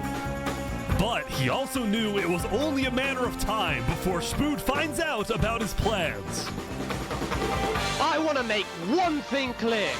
Anybody who is caught plotting against me will be executed in the name of West Helm. Glory to West Helm. Glory to West Helm. Glory to West Helm. This is horrifying. This is actually very scary. Cause like, why does this feel so legitimately real? This feels like something you would read in history books. And it's horrifying. Now, before the border drops, the Island 1 leaders all met to discuss what to do about the Netherites in the volcano. Going into the meeting, people were not happy with Infernus and the Linguini Mafia, who were believed to be keeping Netherite to themselves. Please keep all your weapons holstered at all times unless you absolutely have to take them. The meeting began with West Helm's representative and Spood's newly appointed second-in-command, Spider. We asked if you had netherite, and you lied. You said there was no netherite, that you had looked in it, and that you hadn't found any. Because people were immediately starting to gang up on Infernus, Benji from Elysium tried to keep the peace. Why is it Infernus' job to report on the netherite? There were people literally going into their territory, mine without authorization, and then accuse them of doing something wrong. After some more discussion, Infernus was asked the big question. Will you open up rights to mining underneath the volcano? What's it gonna be, man? What's it gonna be? It is still the place where we live. And of course, okay, things like trade are important, but in terms of opening up the volcano, it is an adamant no. Ooh. Okay. Now, Linguini, Seneca's biggest ally, was about to speak, but what he ended up saying was unexpected. We have to humbly disagree with Infernus of not allowing anyone else to mine in the volcano. This is Island 1. We're all struggling against the nature and everything like that. Shouldn't we all be allowed to mine wherever we please? You know what? Linguini has like a really good point. I mean, like to be fair, when they started, they were keeping it to themselves. But But bro's got a point. Bro's got a point. And I feel like if anyone should have the right to decide if netherite should be like, you know, like open to the everyone, it should be Lingolini. I mean, like it was his group that found it to begin with. I feel like it's reasonable. Yes. Hell yes. Preach. Soon, people started offering deals to Infernus. I believe we'd be open to give you resources since it is your land. But Seneca still said no. It is... Wait. Okay, I think I got lost somewhere in there. How did we decide it was the land of Infernus? Question mark. Because I remember like when they found netherite. Oh man, I don't remember anymore. I'm gonna need some clarification on this. How did they align again? Question mark. How did they make an alliance again? Question mark. Okay, you know what? It's okay. If I don't remember, that's gone. We're moving on. Volcano is still our sacred land. We don't want hundreds of people there mining and ravaging it. As a result, Lingolini went even further. On the day one, Mario was here first on the volcano. Right. No, yeah. See, yeah. That was what I was thinking. And we're able to mine there, but it's not fair that no one else can mine. While your queen is over there with the diamond boots, some people don't even have any armor. Boots, man. Oh my god, those are literally the only diamond boots in the whole thing. That's crazy. Eventually, people started using scare tactics. That volcano is insanely active right now. It will most likely erupt within the next 2 days. I doubt it. No, that's sci-fi propaganda. That's propaganda. And so, after even more discussion, West Helm made a final plea. We have a representative from every single nation on this island. You have an opportunity here to unite us all, or you have an opportunity to totally destroy that unitedness. But Seneca still wouldn't budge. For now, it's a no. So, why? I mean, okay, I get it. Like the whole ideology. Oh, we have to protect the sacred land and stuff like that. I mean, sure, but also like, Lingolini made a big announcement. Mario has a large chunk of territory in the volcano. The Linguini family declares independence from Infernus. And we will open mining to anybody who wants to mine. I love how they actually respect like what the leaders are saying, and it's not just like I'll go do it if I want to do it. They're actually waiting for like permission, and they're actually getting like they're negotiating. I love this so much. How did they coordinate something that's just like so respectful? Seneca's leaving? Great. Seneca had left the meeting, furious at Lingolini's betrayal. I gotta say, I'm on Lingolini's side. I wish we had a better outcome, but this meeting's adjourned.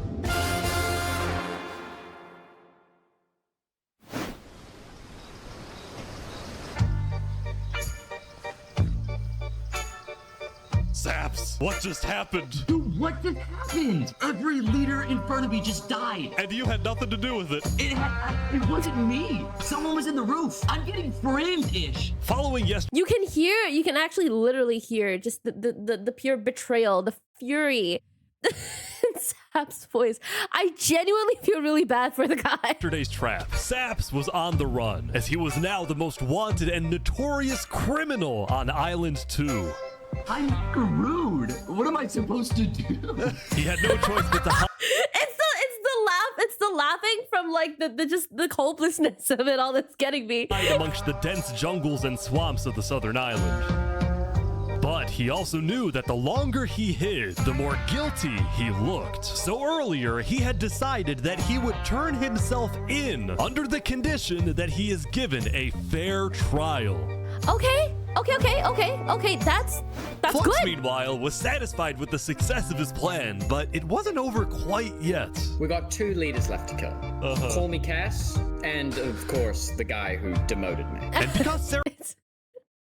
It's pretty insane, actually. Like, I feel like Cass has just been like cruising through the whole thing, just kind of letting things happen. So far, she's been doing really well. Seraphim was dead. Flux sent another member of his crew to take care of the job. Oh no. Oh no. Oh no. There we go. To the world, this looked like yet another senseless assassination. But to Flux, it was the strategic progression toward making the people of Island 2 paranoid. So paranoid that they wouldn't trust anybody, and especially not Island 1. In fact, the new leadership of Tricolor was already preparing for Island 1 to invade. I think we should secure It's our nation, working! make sure we have plans when inevitable war and fighting starts. Sending aid to Island 1 was officially off the table. And I don't understand how this happened.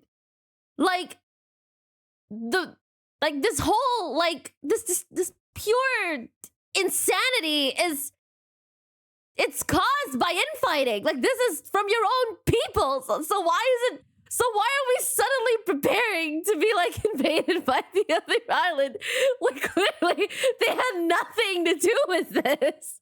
Why did they stop deciding to send aid? I don't get it. And the construction of the Luminara Bridge had come to a stop. This is going way too well for Flux. Like, it's going way too well for Flux. After all these days, Flux's plan was finally working. Oh, dude. Now, the Cast Coalition, meanwhile, hosted a diplomatic meeting on Day 6 to try and increase the morale of Island 2 before the border drops. Although Cass herself was too scared to attend the meeting. I want to enter, but my members are telling me not to because there was an attempt on my life yesterday. Which is fair. Honestly, very fair. This is the smart thing to do. Like, go in, like, with lots of precautions and understand that you are not in a safe space, especially considering how many of the leaders are already gone. Right. Because Cass was one of the last remaining major leaders on Island 2, she now had guards with her at all times. Valid. Here, I'll trade you armor. Why? Just want to make sure you guys do not die. Please don't die. That said, everyone would soon be tuning into the trial of Saporada to find out whether Saps will be freed or executed. I need Saps to make it out of here alive. I desperately need Saps to come out of this winning. Several nations argued over who would get to host the trial, but the Commonwealth ended up winning. We've made this beautiful venue to show the world that the Commonwealth is still the strongest. Okay, can I just regardless of like Island 1 or Island 2, something that's always like fascinated me is just like the sense of community that is literally just for some reason innately present in like the Minecraft community, because like how do you build something like this with a bunch of other people and you manage to coordinate it well enough for it to just work out? I don't understand. This is hard to do with normal things. How do you guys do this in Minecraft? But first, wait, let me come back to that. Normal things as in group projects. There's really no saving me here right now.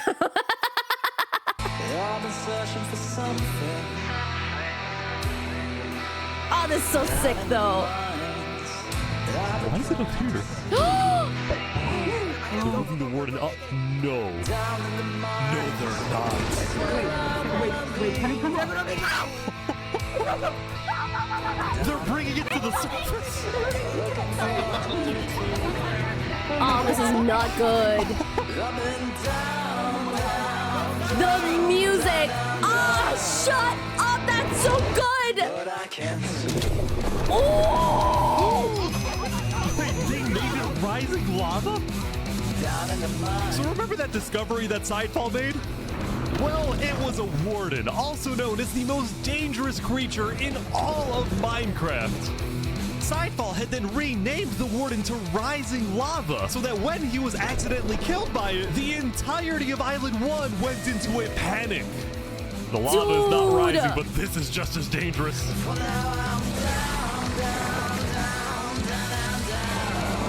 I have no idea how dangerous the warden actually is. I don't have like a sense of like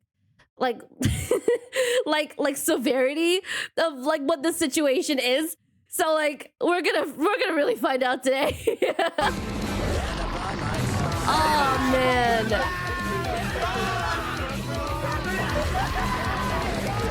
The warden had been unleashed onto Island 1, going from place to place, terrorizing civilizations.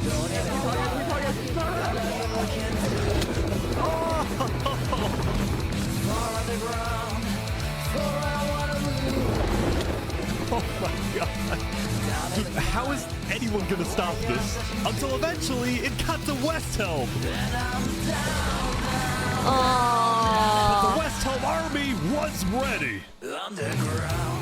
I'm not surprised. I mean, they were battle ready to begin with, even when there was no reason to battle, so they're gonna get this. They're gonna get this. Aim!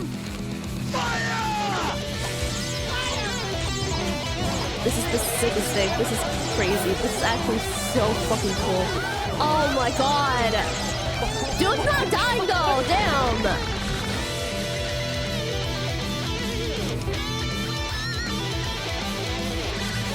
Come on. Oh my gosh.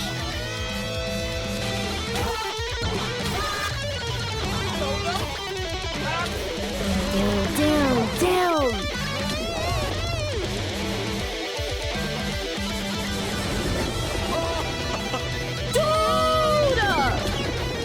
It's so crazy. Like, if you really look at him, the scale of him isn't really that much bigger than the average player, but he's causing so much chaos. Welcome to West Helm. That's insane. Just go into like a building.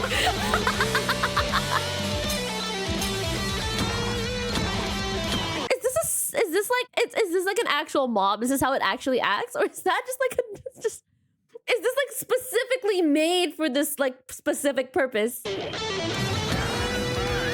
Oh damn! W Cadastro, let's go! Oh man!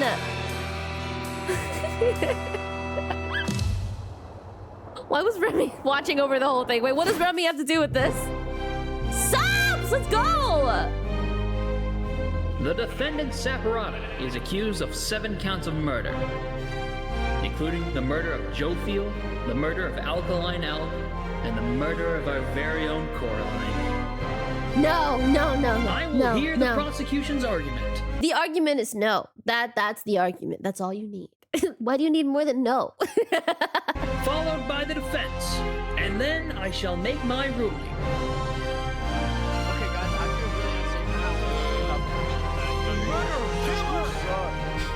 Stop! Prosecution, go ahead. Your Honor, Saps constructed a meeting hall which contained the deadly trap, pointed at everybody but himself. As a prelude for the meeting, he had his accomplice, Seraphim, assassinate his leader before running to the trigger, ready to pull the trap.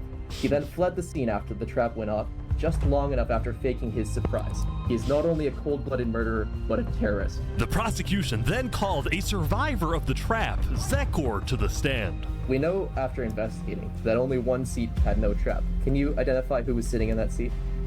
It was Saporata. And who built the meeting hall with that seat? It was Saps.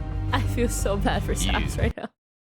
I can't. I understand that they didn't know. I understand that, of course. Like, that's the obvious thing. But also, like, because we know, it's really painful to watch them just come down on him like that. Killed our leaders. Aww. You destroyed our island. May your death today satisfy us all. This is a trial, not an execution. Let him talk. Damn! Then it was time for the defense, for Saps to give the most important speech of his life. All I ever wanted for this island was peace and cooperation between the nations. The loss at the meeting yesterday was extremely devastating and came out of nowhere. But I can tell you right now, I'm innocent. It wasn't me. The leadership in Luminara helped me build the meeting area. He's gonna expose them. And we're the only people who knew about the area before the leadership meeting. That includes the prosecution himself, Thomas 5200. What? Gotoga, Hive Rotation, Snowbird 334, and their ringleader, Fluxion. Wait, are they present? When I left to gather the leaders for the meeting, they must have snuck into the roof of the meeting to make the trap. Like, I mean, yes, we know that it was them, but are they present here? The people who I thought I can trust the most used me for their malicious intent and killed the leaders and blamed it on me. Okay, yeah, it doesn't seem like they're present here, but this is insane. This is absolutely insane. Get him, Saps! Saps had figured out he was betrayed and framed by his friend Flux, but he would end up making a critical mistake. I I find it rather interesting that 3 Below, the leader of Luminara, is one of the only people who survived the trap. I find that rather interesting. What about it? The trap too. Well, Saps falsely assumed.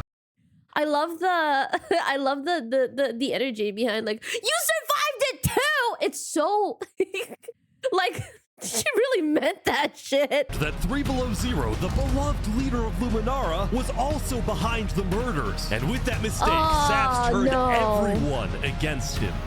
Saps, is that all you have to say? I guess. That's unfortunate. That is really unfortunate. I'm so conflicted. Again, bro didn't know, but we do. So I just, Saps. All right, I'm ready to make my decision. Judge Timebomb, find Saparata. Guilty on all counts. Yes! Saps is to be taken to the top of the gauntlet and executed immediately. Executed. Oh, that's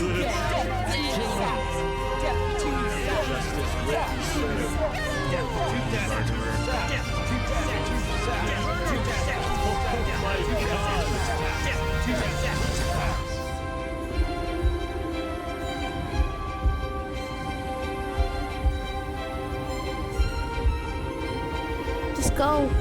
Just leave. At least try to escape, please. I don't want to see this happen to Saps. Saps! Oh my god! Wait, is he running? Yes! Go! Go! No way. No way. You got this! Oh my god! Saps, let's go!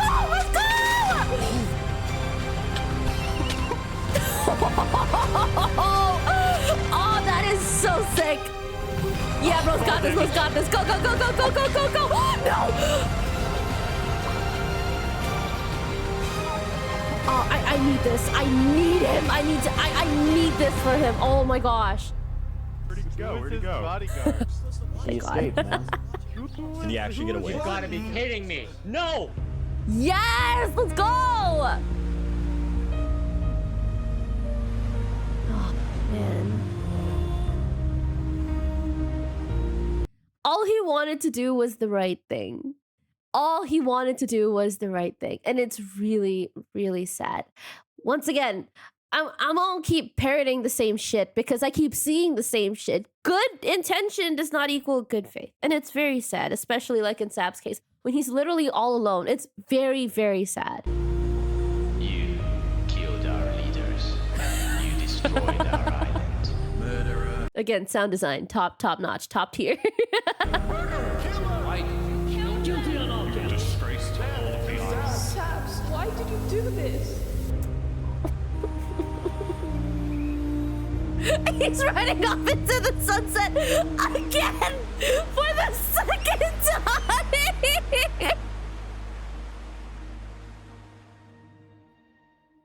Oh, I feel so bad for him, genuinely.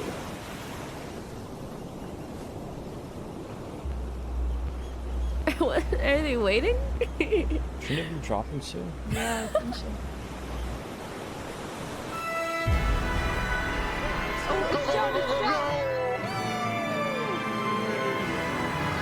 It was day 7, which means the border had officially dropped. At first, people were kind of in awe. Whoa, this is beautiful. Going from one island to another after all this time was a major culture shock.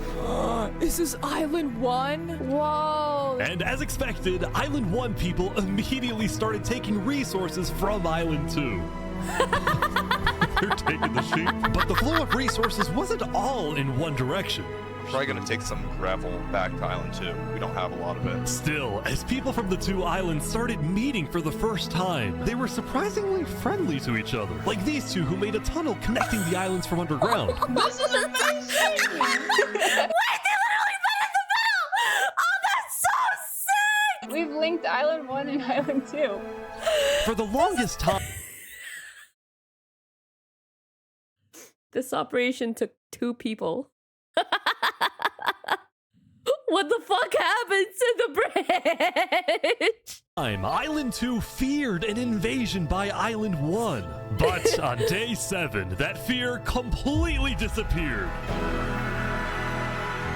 It became very clear that Island 1 had no interest in war. Instead, they were just happy that they could finally enjoy Island 2 for themselves. The water isn't boiling. That said, at the beginning of day 7, Lingolini made a big decision. He had decided to move out of the volcano and relocate his entire mafia to Island 2. Okay. After yesterday. Yeah, like that's what a good leader would do, to make sure that, like, you know, your whole group, your whole team, your entire like community has resources and has a good place to stay. That's what a good leader does. Lingolini is literally giving, like, bro deserves to be in power. His netherite meeting, which got a little heated. Lingolini had legitimate fears that Infernus might seek revenge against him. So, hoping to live a more peaceful life, Lingolini went far away and settled in the Caste Coalition. A small part of me feels really, really bad for, not a small part, I actually like the entirety of me feels really bad for Saps.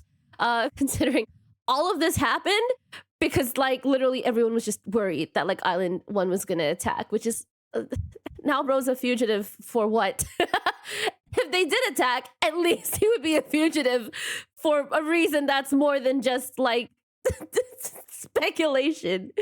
Oh, poor guy, poor guy. I want to see what Flux has to say about this. So you're the leader of a mafia, I've heard? Yes, we are, but we might do some rebranding over here. Hey! We weren't violent much, but we have done some political talk that has not been taken well, which is the reason why we're here. That's Sensing fair. potential danger, Cass decided it was best for Lingolini to set up his home outside the Caste Coalition. Which is not unfair. Like, they don't know each other, right? But I think they'll be just fine. I mean, they built up from nothing. Now they can build up from something. Even if the something is outside of something else. That said, the Caste Coalition was now bigger than ever before. On day 7, Cass hosted a funeral for the deceased Wood Daddy, and over 100 people across both islands showed up. We are gathered here today in the cherished memory of Wood Daddy, a beacon of kindness in our community. Sorry, I should all be laughing. It's a funeral. Cass's influence grew, the Commonwealth was in shambles.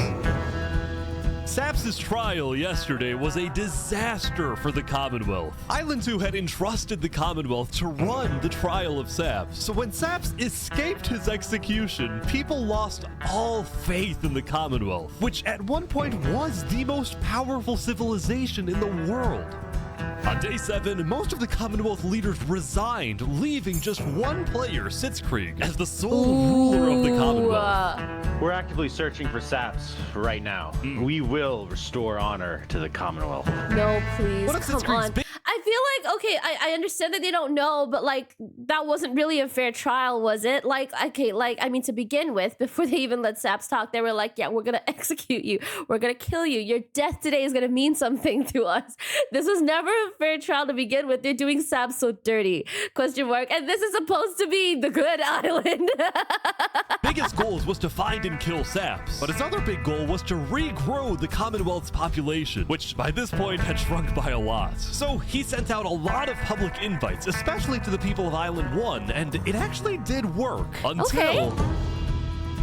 One of the people who moved in was Night Arcturus, the lead builder of Westhelm, who had to flee from Westhelm because Spood had found out about his secret plans for revolution. This is literally going on in the background. There's so much going on all at once. It's honestly, like, insanely amazing how they were able to condense all of that into one video. Props, massive props. Yeah, the Commonwealth is letting us hide out here. So as long as Spoo doesn't find us, we should be okay. Speaking of fugitives, the world's biggest fugitive, Saps, was back to hiding in the jungle after miraculously escaping from his trial, although his spirits were quickly fading. Everyone thinks I'm a murderer. I just don't know what to do anymore. Saps knew that Sitzkrieg and the Commonwealth soon planned to scout the entire southern islands to hunt him down.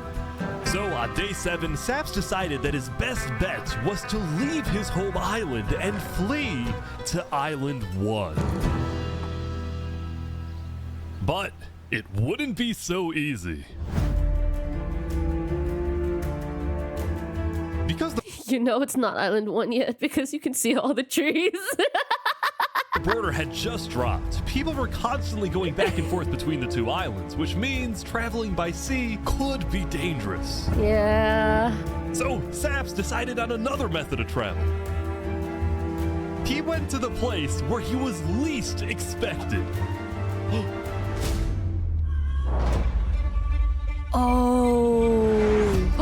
He's trying to use the bridge. Oh my god, he's sneaking. No, this is going so well though. This is going so well. Oh, he's spotted. Oh no! What are you doing, bro? Come on, Saps, you got this, Saps. Come on, Saps. Now, instead of chasing Saps, the Luminara builders instead retreated to inform everyone else that Saps was on his way to Island 1. Oh. Saps, meanwhile, quickly sailed the rest of the way to the other island, although what happened next was unexpected. Oh, there he is. Hey, buddy. Hello. Scared the crap out of me. Am I allowed to touch this water? Yeah, right. Oh my god. Yeah, you know, it's good here. On the south side of the island, it's safe. It Dude, what's gonna happen? turns out earlier, Saps had reached out to a bunch of people on Island 1, offering them 2 stacks of diamonds if they give him a safe place to hide. And out of all people to accept his offer, it was Turntap, the leader of the Covenant, the most feared and militaristic civilization on Island 1. I mean, like, on one hand, Saps is probably very safe with them. On the other hand, Saps keeps getting involved with people who he probably wouldn't really morally line up with or ethically line up with. How was the trip?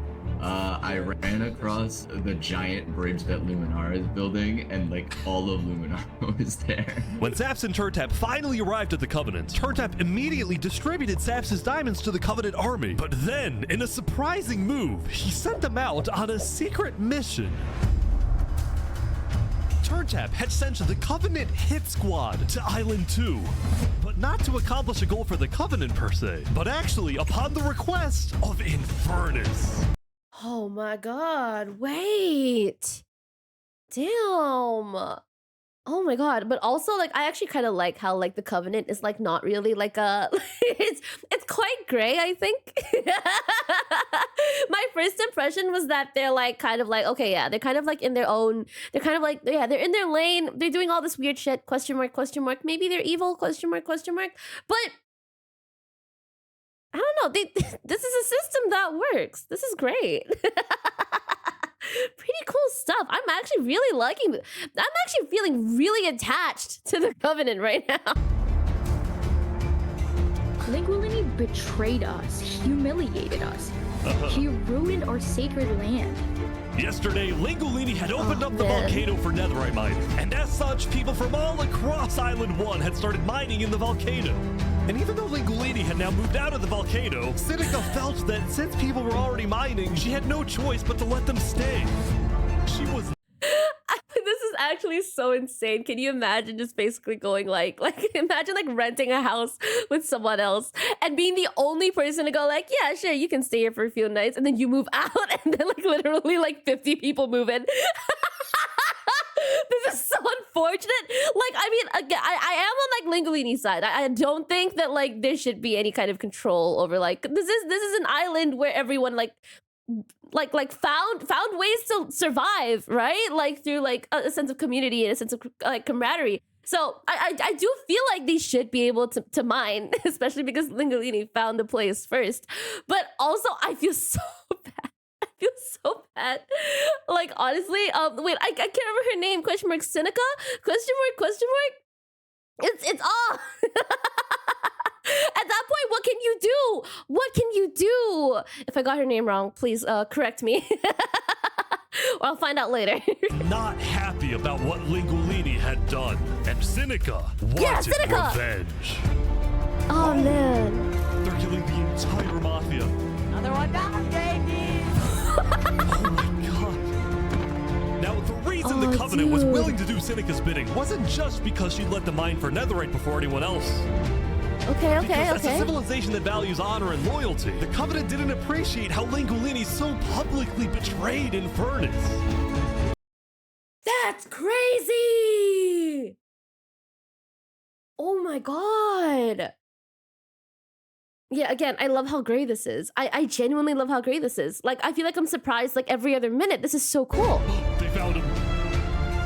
Oh no. You ever thought about diplomacy? It's a bit late for that. Had Island 1 at peace and world peace, and we still can, really.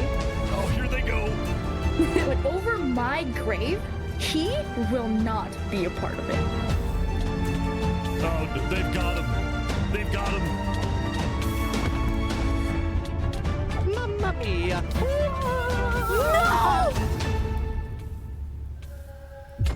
No! Oh no! This has to be like an actual genuine, like, not to say like the other deaths were not like historic, but this one, oh my god, this one really hit me. Oh my god. The Covenant had massacred the Langolini Mafia. Before anyone could retaliate, the Blue Cross announced they would schedule a hearing, calling on the Covenant to explain what they had done. Are they gonna rat them out? They wouldn't, right? Like, they prioritize like honor and all that jazz, question mark.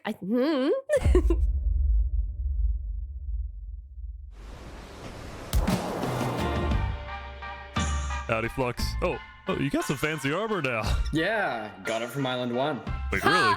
Earlier today, Flux and his crew had gotten their hands on a super rare armor trim by trading with the Covenant, who had picked up the armor trim from the Warden when it died. Oh, damn. Now, of course, Flux had no idea that the Covenant was also trading with and harboring his arch nemesis, Saps. But he did know one thing. I heard Saps ran to Island 1, so we put out a massive bounty on his head. Flux was now determined to have Saps killed, because Saps was the only other person in the world who knew that Flux was behind the murders of all the Island 2 leaders. Basically, if Saps dies, Flux gets away with everything. And ideally, the sooner Saps dies, the better, because of incidents like yesterday. That includes the prosecution himself and their ringleader, Fluxion. Yup. Fortunately for Flux, it didn't seem like anyone at the trial believed Saps. If anything, Saps' accusation only made people hate him more, especially the people of Luminara, who weren't happy that Saps accused some of their fellow citizens. But okay, to be fair, your fellow citizens were like casted out, right? Like, correct me if I'm wrong. What do you want to do to Saps? Damn. We hunted him down the other day. We Yeah. couldn't find him, but we have speculation of where he is. After the murder of their beloved leader 3 Below Zero, Luminara soon planned to host an election, and the current frontrunner was a player named Legacy. Okay, yeah, I guess. Yeah, they do think that Saps was responsible for the so Me and my parent, we've just not responsible, but like Saps did accuse like their leaders. Yeah, and I guess that makes sense. Damn, oh my god, I can't help it. I'm on Saps' side. I think I'm gonna stay on Saps' side to the very end. We'll see. been going around to different houses, knocking on doors. I think we're gonna win this thing. For a moment, Flux also considered a run for leader, although he had basically already accomplished everything he wanted to do. Look, no matter what people say, Island 1 was planning to invade us. They would have just walked right ahead. But now that we have stronger leaders, more cautious leaders, they're not gonna do that. He wouldn't have known, but I think he's wrong. I can see where he's coming from. I can understand that this was definitely a possibility, but I think what ended up happening was not that. We have world peace. And not because of a bridge, but because of me. Yeah, bro's lost in the fucking sauce. Like, he's lost the plot entirely. Dude, I don't know what's going on anymore.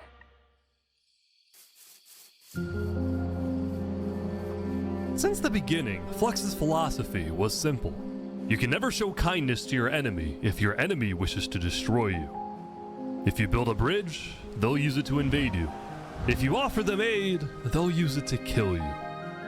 This is why Flux believed it was necessary to eliminate the Island 2 leaders who wished to be kind. But the cost of their deaths was devastating. The people of Tricolor still mourned Jofiel, building a massive statue to honor their deceased leader. We've just been trying to focus on restabilizing our nation. Obviously, the passing of Jofiel hit us pretty hard. Meanwhile, the people of Aperion had elected a new leader, but Aperion was never quite the same after the death of Alkaline Elk.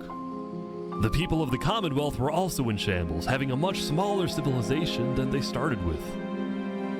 And even though there was some peace on Island 2, people didn't feel a sense of calm, but instead a sense of unease and revenge. Which is fair. They needed closure, and they were determined to kill the person who they believed murdered the leaders they loved. Damn. Saps knew that it was only a matter of time before someone hunts him down, or someone in the Covenant betrays him to collect the massive bounty on his head. So Saps made a last-ditch effort to try and get a strong ally for his cause. He asked Turntap to take him to the largest nation on Island 1. I can appreciate that Turntap, like, I feel like because the Covenant was like initially shown to be like a very, very like closed off community, it feels so nice to see like development where like Turntap, like the leader of the Covenant, like the leader, right? Leader of the Covenant, like himself, is literally bringing this person to like a completely different community. I think that's so cool, actually. I think that's so badass.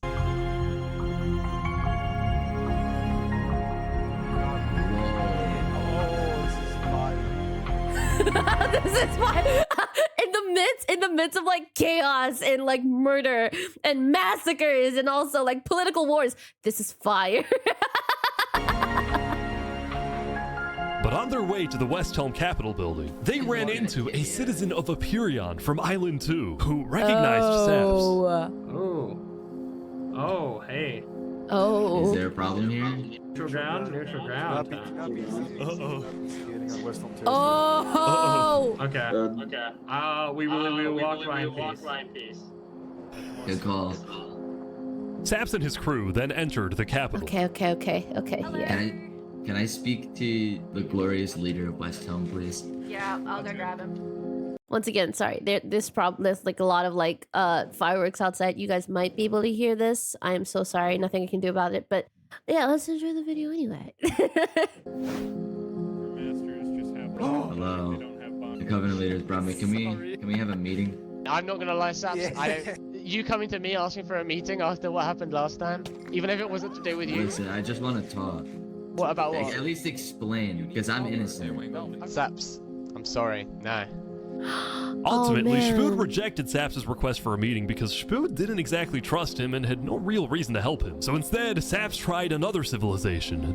Not wrong. Yeah, I feel like Spood has like a valid reason to like to actually doubt. I mean, like he was so far away from the incident. Like all bro knew was all bro heard. Like he only knows what he knows. So like it's not enough information to trust him. That yeah, like there's no reason to help him. Which, oh man, feels bad. It really does. The Alcaracina Pirates. Oh boy. Although when he arrived, things felt a little off. Now, since you're here, you have to drop all your gear. I'm just kidding. Well, about that. Wherever you think is the safer option. At the end of the day, I don't want any of you guys to get killed for something that I'm framed for, you know? But then, suddenly... Need to leave? Oh no! Where's he going? Turntap had realized that the pirates were planning to kill Saps to collect the massive bounty on his head. So he told Saps to run. What's going on? 1 sec, you gotta go back to Covenant like immediately. We probably shouldn't have come out here. Now, on their way back to the Covenant, Turntap suddenly started acting suspicious himself. Wait, I'm scared. But it's kind of like insane though, like the kind of instinct you probably need to just kind of just know that you're in danger. That's actually so cool. I'm really starting to like the Covenant. Like I'm actually really starting to just like, I'm seeing it.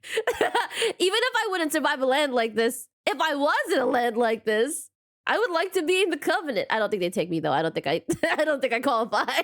Are we safe? Is everything fine? What's going on? We need to go back to Covenant right now. Okay. You need to tell me what's going on or I'm not coming with you. Dude, either like you can handle this on your own, or like just. Dude, I'll explain to you in a sec. Just come on. Listen, it's hard to trust people right now, so I'm putting a lot of faith into you. This is so suspicious. As Saps ran, he pondered his choices. Either he puts his life in the hands of Turntap, who may be wanting to kill him and collect the bounty for himself, or he runs away. Yeah, but see, the thing is, why is Turntap just not telling him? I mean, like, it is suspicious. I'm sure Turntap also knows it's suspicious. Now. No. Oh my god. Oh my god. Wait, I want to know what they had planned. Saps then climbed the mountains of Island 1, escaping from the last remaining person he thought he could trust. But we don't know if he could have trusted him. But we don't know that. He was now all alone in a world of people who hated him and wanted him dead. Man. And so he ventured into the snow.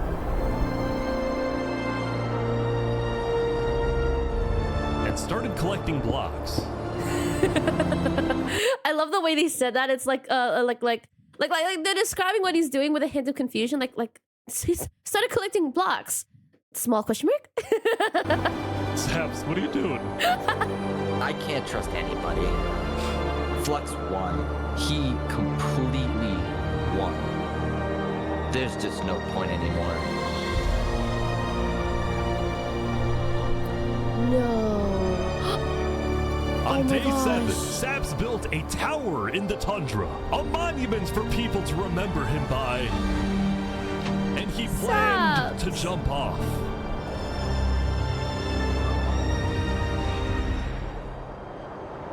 But he didn't. Saps. If I have to die, I'm gonna make sure he does too. Oh, Saps, let's go! Let's go! I cannot wait. I cannot wait.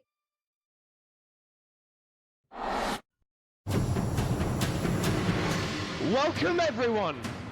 Today we have 2 new prisoners who will fight to the death. Rinit, you are charged with the attempted murder of several innocent West Helm farmers. Remy, you are charged with conspiracy to murder West Helm food supplier Dinosaur. Ready? I did not think we were going to revisit this one, but we are. Okay. Set. Fight! Oh. Here they go. Oh man. Oh man. Oh man.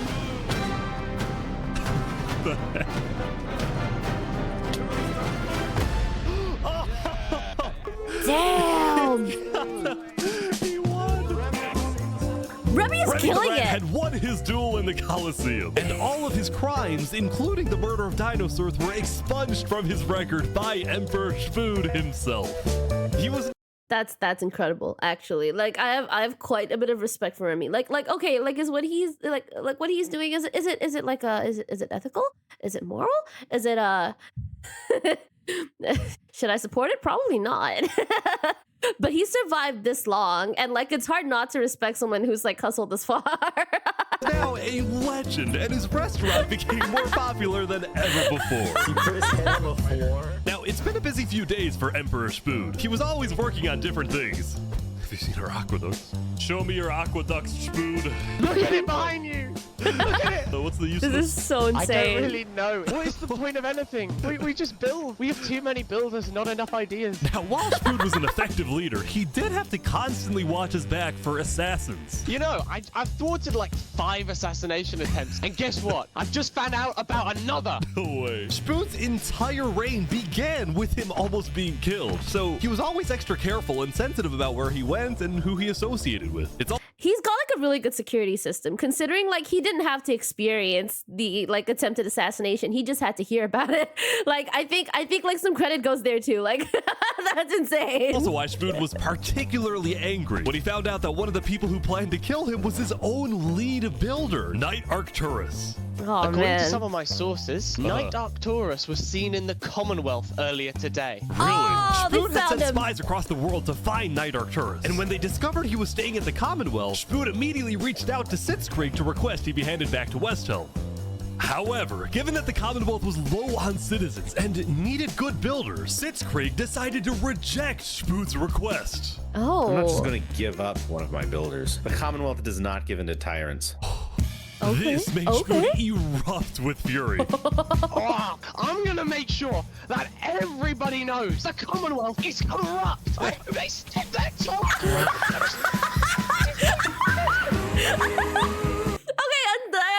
Them thinking that he was unstable was not it was not unwarranted. But this is also really funny. So Spoon went around telling everyone about how much he hates the Commonwealth. This whole situation became a massive drama, and it actually got to the point where the rest of Island 2 was getting annoyed with the Commonwealth. Oh my god! Why were they getting annoyed with the Commonwealth specifically and not Spoon? The Commonwealth doesn't just hand him over. We don't need a war with Westhelm. Unlike the Commonwealth, Cass had a big population and she didn't care about losing citizens who were troublemakers. For example, earlier, one of her citizens, Addison27, had gone to Tricolor, dug into Jofield's grave, and had stolen Jofield's head. Can I wear this? No! Cass, I brought you a trophy. But instead of protecting him, Cass immediately banished Addison from the Cass Coalition and alerted Tricolor of his location, causing Addison to flee Island 2. It was this kind of no-nonsense leadership that earned Cass a lot of respect from not only her citizens, but other Island 2 nations who were now much more willing to ally with Cass than with the Commonwealth.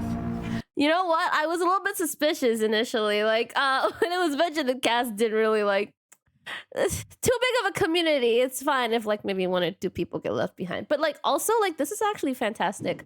This is really good, actually. I have a lot of respect for her, knowing that like this was the reason for it. You know what? Good on you, Cass. Love it. The very existence of the Cass Coalition also provided a sense of security to smaller groups. Like this. I actually really like, okay, like I love how like we started off with Cass basically letting people just do whatever they want. Like everyone has their own autonomy to do whatever the hell they want, right?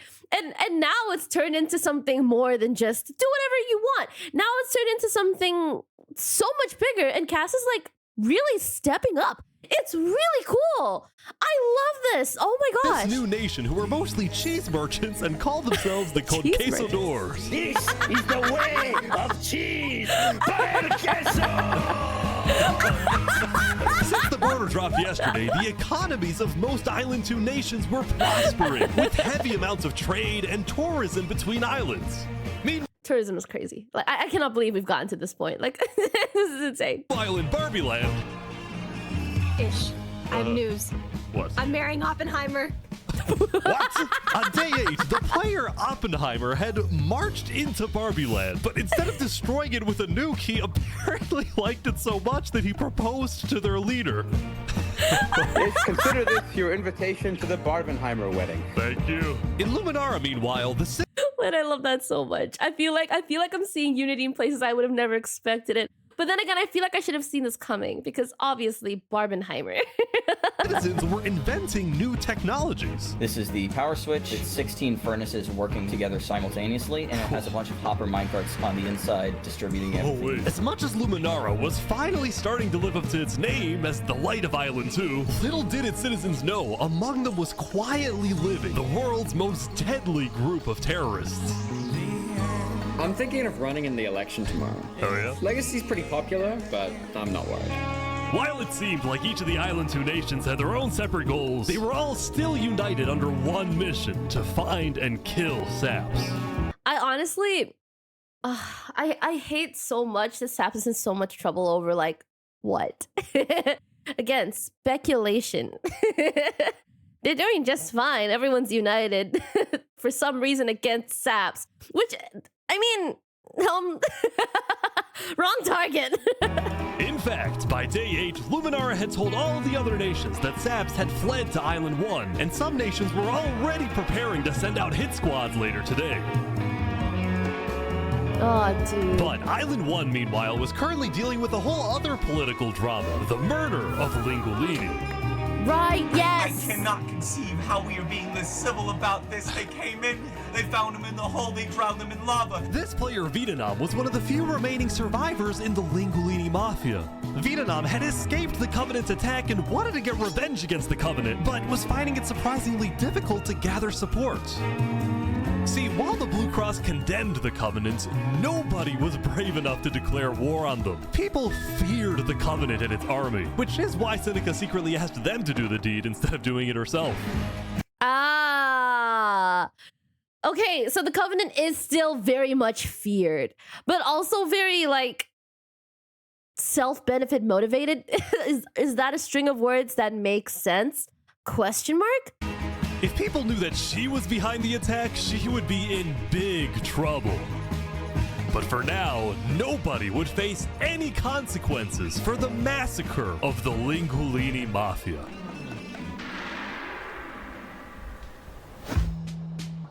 Going back to Westhelm, on day 8, Emperor Spood was really only thinking about one thing: how to get revenge against Knight Arcturus. After the Commonwealth rejected Spood's extradition request, Spood's initial reaction was to begin preparing for war. But what made him think twice was his belief that the Commonwealth was a massive nation with probably a big army. Spood also knew that declaring war could risk the entirety of Island 2 coming to the Commonwealth's defense, and maybe launching a counterattack on Westhelm. So, Spood decided to change strategies. He instead decided to try and bait the Commonwealth. See if he can make them angry enough to do something rash. Something bad enough that would allow Spood to then declare war and have everyone's support. This is quite genius. This is also, like, highly terrifying. Spood is truly something. Truly something. And Spood knew exactly how to make the Commonwealth angry. He invited back to the Westhelm capital the one person he knew the Commonwealth hated the most. Can we make a deal? We're running out of time. Oh, there's this. There's this way in. Oh my God, Saps, let's go! He's back. And Turntap's here too for some reason. This is interesting. Yeah, The Covenant had brought Saps to Westhelm yesterday. Spood had specifically asked Turntap to protect Saps and escort him to Westhelm once again. While Saps didn't fully trust Turntap, or Spood for that matter, he knew that a meeting with Spood was a massive opportunity, and it was worth the risk. Okay, so this was. Oh, you know what? I'm so glad for them. I'm so glad. This makes me so happy, genuinely. You can turn the sun away, paint the moon in blood. These shots are actually genuinely crazy. Do what we do best. We're nocturnal lions. Saps, you are the person that, to my knowledge, murdered all those people on Island 1. Island 2, sorry. It wasn't me. There is a person on Island 2 that is behind all of the assassinations and the corruption. His name is Fluxion. Yeah. Emperor Spood was Is the I in Fluxion silent? having trouble believing Saps, but he went along with it for now. Well, it seems like we both have gripes with Island 2. Spood then proceeded to tell Saps and the Covenant about his feud with the Commonwealth, and how he needed Island 1's support in case a war breaks out. Okay. There was just one problem. The Blue Cross Alliance was as good as dead. Infernus had basically left the Alliance after the last meeting, and the Covenant had stopped responding to the Blue Cross because of the Lingolini situation. Okay. So Spood decided to take things into his own hands and individually call the big 4 nations of Island 1 for a meeting, and he wanted Saps to be there so he could tell the leaders about corruption on Island 2. Okay, now, because of Saps' reputation, Seneca and Benji were hesitant. But as long as the meeting was in a wide open area without a roof, they decided they would go. That's fair. That's very, very fair. So you turned the Dude, this is sun insane. away. How could you be so cruel? Ooh, hey. You wrapped the moon in ice. That's not nice. Not nice. To begin the meeting, Spood first had Saps tell his story. I've been put on trial and sentenced to death for a crime I did not commit. Spood's goal with this meeting was to convince all the leaders that Island 2 was a threat to Island 1. Oh. One of my right-hand men was murdered in cold blood by someone in association with the Commonwealth. It's one of the many injustices I've heard about on Island 2, and I want justice. Then, Turntap of the Covenant made his own statement. A few days ago, Covenant was approached by Luminar to speak of a potential trade agreement. Legacy AN approached me in regards to Fluxion, the guy who Saps is claiming killed everyone, which I do believe. Whoa. Apparently, back when the Covenant traded armor trims with Flux, they had also done the same deal with Legacy. And Legacy had voiced concerns to Turntap about Flux's run for leader, including how Flux was demoted from second in command, and rumors that he's paying people diamonds to vote for him. This gave Saps and Spooth's stories a little more credibility, which was... You know what? I love this so much. Like this, okay, you know what? This is so ironic. This whole thing started because Flux was like, oh, like, yeah, they're gonna attack us. And like, right now, he's effectively given them their trump card for this, which is insane. Actually insane. Like, what?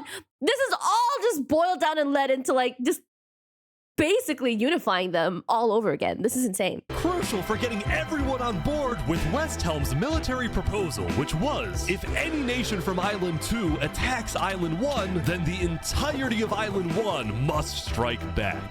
Oh. If all leaders are in agreement to this, please say aye. Aye. Aye. Aye. Oh. This is for us a problem. Benji was hesitant to join any military alliance because Elysium was the nation of peace, and he knew that his people were opposed to any changes that threatened their peaceful lifestyle. That makes sense. Might not agree. Do you believe if Saps was at the council meeting, would he potentially have the chance to convince him after telling his story? I think he might. As long as Saps agrees, it's up to you. I mean, yeah. Stop. This is insane. This is actually insane. I love where this is going. I cannot wait to see where Saps ends up. And I am really truly rooting for God, I can't even put the words together. I'm just feeling so many feelings right now. This is amazing. I love this so much. Saps and a few of the others then walked to Elysium on a mission to reunite Island 1.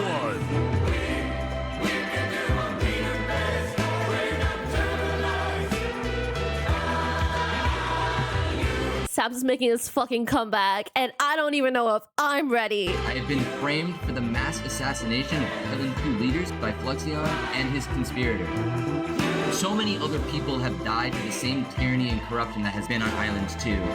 I'm just so lucky to be alive and share my story with you guys.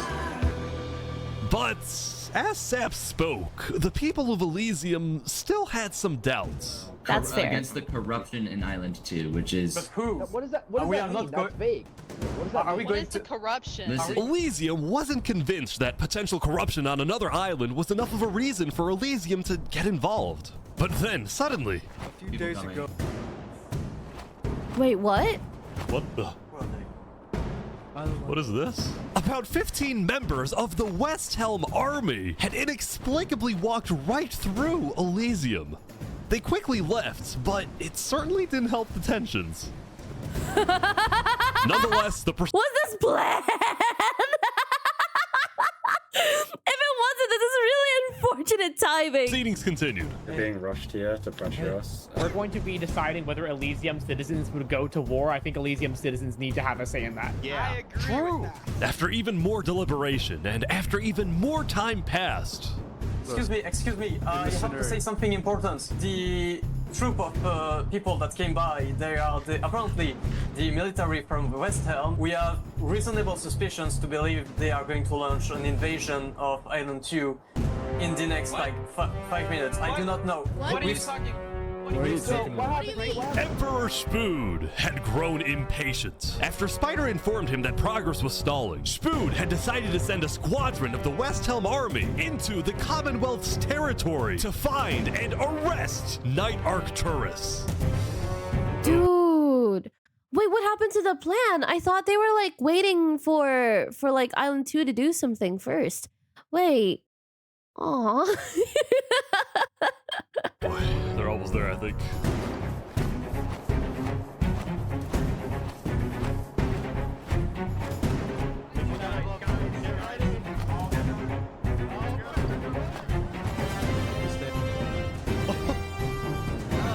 gentlemen, we are here peacefully.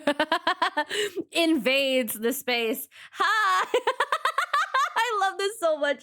I love how like, because like this is all like basically spontaneous and everyone isn't really going through with the scripts. It's whatever happens. I love how everyone just sounds like a normal person. Like these are normal person cadences and intonations, which is really nice. We're simply looking for a man by the name of Knight_Arcturus. Okay. All right. We don't have him. We do not know where he's at. We have not seen him. No. His reaction implies that they were like, I don't know. If I came in, I was like, give me Knight Arcturus, and the reaction was, ah! That tells me you guys know exactly what I'm talking about, and I don't know. I don't believe you if you say you don't have him with you. We don't have him. Where are they going? Okay. What's going on? With their first plan failing, West Helm went to plan B. Shield wall. What the? What's happening, guys? They're forming a shield wall. They're forming a shield wall outside. Everyone, Why? leave. We're getting out of here. Yeah. Everyone, bail. The West Helm Squadron had successfully intimidated the Commonwealth leadership into fleeing their own nation. West Helm then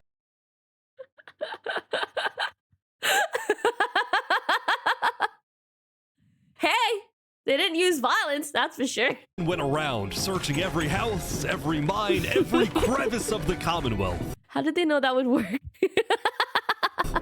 But ultimately, Knight Arcturus was nowhere to be found. Damn. Oh, but this is definitely sparking tensions. If there wasn't already like a whole lot of tension. Coalition. Okay. Looks amazing. Hey, can I run something by you real quick? Yeah. You know how everyone's trying to kill Saps because of what he did? And then during his trial, he was all like, Luminara was behind this. Luminara built the trap. The leadership in Luminara helped me build the meeting area. That includes the prosecution himself, Thomas 5200, and their ringleader, Fluxion. So, okay.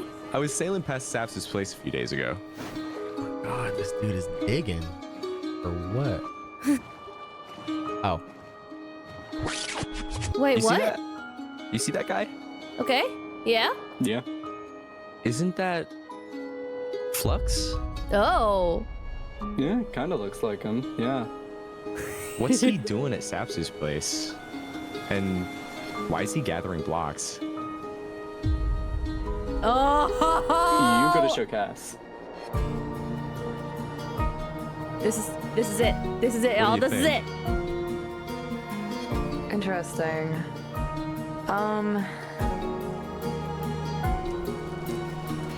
You know what?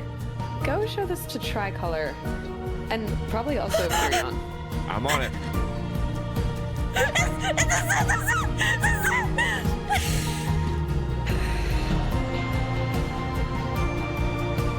A citizen of the Cass Coalition had been reviewing his old video footage when he happened to notice Flux digging for sand, a prevalent material in Saps' roof. On its own, this wasn't the best evidence.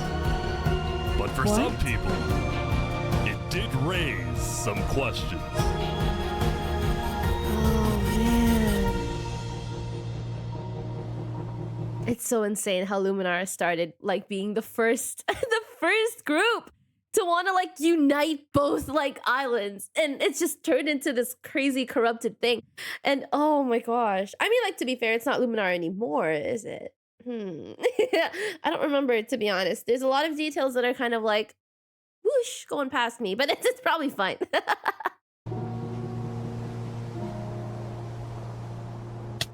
Oh, damn.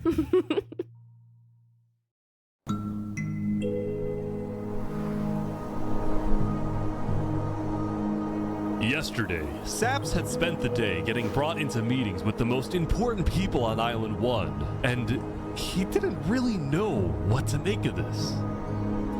In one sense, he was incredibly lucky to finally have some support. Okay, yeah. But he also questioned how real this support is. And I mean, I think it's quite clear that the support from Spood was like entirely selfish. But then again, I don't blame Spood. It's one of those like, you look out for yourself first before you look out for someone else. You can't take care of yourself, you can't take care of anyone else, right? who he can really trust. That's also valid. See, Saps knew that the Covenant generally did not like the people of Island 2. The Covenant believed that Island 1 was the supreme island with better culture, customs, and traditions. I feel like if you're surrounded by people who do actually have these like traits, like I mean, people in the Covenant are probably like surrounded by other people in the Covenant, and this like is basically like an isolated community. So I feel like, not to say the other communities don't have this, but I feel like their view of what Island 1 is probably isn't exactly what Island 1 is. And even if it is, even if they do share like the same traits, it's probably exhibited in like very different ways. And everyone probably has a very different idea, a very, very different like visual of what Island 1 actually is like at the point it's at, right? So like, They were also known to be ruthless, having massacred the entire Lingolini Mafia. It's why Saps was suspicious of Turntap's offer to continue protecting him, especially after he ran away. Yeah, he seems weirdly chill. Like he's always been chill, right? I mean, like he's always seemed really, really chill. So I didn't really question when he was trying to help. I just thought the Covenant was like super misunderstood. But like now I'm starting to kind of wonder. But Saps knew he needed powerful allies as world tensions were ramping up. Not wrong. Dude is literally like he is like the #1 most known player of politics at the very moment, which is so funny. When Spoon invaded the Commonwealth yesterday, he got a lot of criticism, mostly from his own neighbors, who were blindsided by the move. Spoon could have dragged all my people into war. Elysium is a nation of peace. Like that. You know what, Benji? Yeah, you got this. This is great, actually. I actually very much appreciate the judgment made here, because that's fair. Any hope for a Big Four alliance was basically dead, especially since the other nations were now dealing with problems of their own.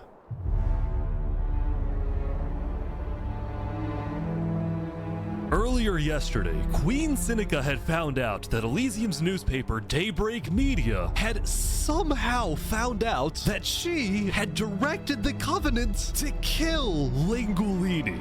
About time! This is why Seneca was so quiet yesterday during the Island 1 snow meeting. She knew this story would be coming out, and she was trying to figure out how she would respond.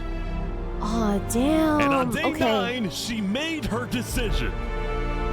To dissuade people from invading Infernus, she would show strength by doubling down and hold a joint ceremony with the Covenant, parading around Lingolini's head. Oh my god!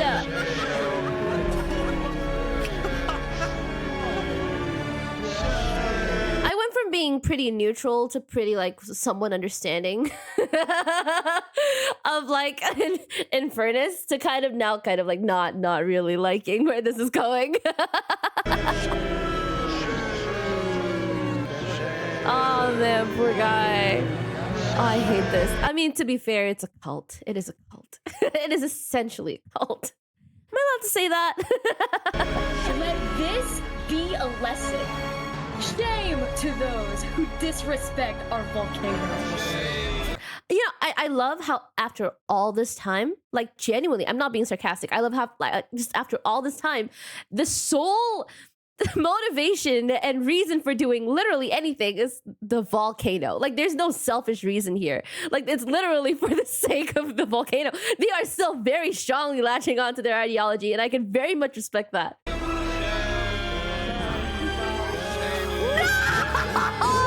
Oh, he's actually gone. Poor guy. Seriously, Meanwhile, poor guy. on the other side of the island, the Blue Cross was hosting a meeting. Vietnam, I'm getting word that Infernus is having a ceremony to burn the head of Mario. If I can't get his head back, then it's war. It's gone. Will put my hands around each and every one. The leaders and representatives then decided that Infernus needed to be punished, and they started discussing whether or not to declare war. But then, not even a minute into the discussion, If everyone is against them, then we are not going What? to... Benji's dead! No! I don't even know how to... Is that Flux? Is that Flux in the chat? Benji's dead. What? Dude! Benji, the leader of Elysium, had suddenly died. And before anyone could even ask about what happened, a member of Daybreak Media made a shocking revelation. We know that Benji had been one of the people who made the call to kill Lingolini. What? What? Benji? Oh, I feel so betrayed right now. What? Apparently, Benji had admitted to Daybreak Media that he, alongside Infernus, had approved the killing of Lingolini. At the time, Benji believed that killing Lingolini would finally resolve the conflict over the volcano and bring peace to the island. That is But insane. he ended up seriously regretting this decision. So he told Daybreak Media everything, exposed Infernus, and then ended his life. I cannot believe this. I genuinely cannot believe this. Oh my god. I respect Benji for coming forward, and I respect Benji for, despite everything, doing this for noble intentions. Like, with noble intentions. But, oh my god, what a twist! Now, because Benji had repented, the Blue Cross Conference decided not to punish Elysium, and instead focused on Infernus. Yeah. I feel like the people of Elysium probably were not aware. I don't think so. I don't know about war. Maybe a trial? Give Infernus a chance to tell their side. What the fuck is he doing here? Flux was representing Luminara at the meeting, and the leaders actually agreed with his idea. So later today, there would be a trial against the entire nation of Infernus. I mean, I think it's fair. I think it's fair. I mean, like, it's not skip to like the most lethal way of punishment, right? I think a trial is fair. I don't agree with what they've done, but a trial is fair. Now, when the meeting came to an end, Flux was approached by a few guards from Tricolor. Right, look. We know about the assassinations, all right? What assassinations? You're under arrest. You're coming to Tricolor. Oh my God. You're gonna have a fair trial. Just come with us. What are you talking about? Tricolor had issued an arrest warrant for Flux after they obtained incriminating video evidence from a citizen of the Cass Coalition. Being possibly responsible for the death of Jovial in any capacity. What are you talking about? We know Seraphim was guilty of that. There are concerns that you may have been involved in other ways. If you believe yourself innocent, I believe that you are. I trust that you're innocent because you told me you were. But right now, the most important thing you can do is simply go to the trial and prove that you're correct, which I believe This you is an outrage against Luminara. I cannot believe that you would accuse me of this. Now, the truth was... Accuse? Bro is... He's really playing his cards. I'm gonna say that. That's crazy. Tricolor wasn't necessarily convinced that Flux was guilty. They just wanted Flux to go to trial so that he could answer their questions about the videotape. Why didn't you not bring this up beforehand? Look, you were not leading. Run away. You're seriously scared that I'm going to run away from a trial. You agree after... I mean, they proposed a trial, and you are upset that there is a trial, which is fair. But if you were innocent, you would have gone to the trial because, like, what do you have to lose to just, rather than, just not going? You look more innocent deciding not to do this, right? So just do it, right? To what happened with the Commonwealth, we could never be too careful about stuff like that. We're both not... Fine, I will go, but this this is an outrage. All right, let's go. We're gonna remember. We will not stand for this. That's fair. That's fair. Like, that's understandable. By Tricolor. I love how people laughing. It's genuinely really funny to me. Oh man. He's like stopping every few seconds. Why? Why? The group then passed through Elysium and were about to sail off to Island 2 until... Wait.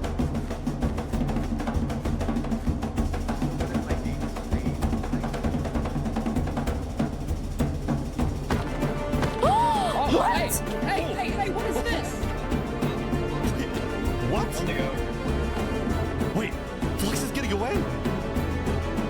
Wait, what? It turned out Flux had secretly told a member of his own crew to come and attack him so that he could run away from his arrest without looking guilty.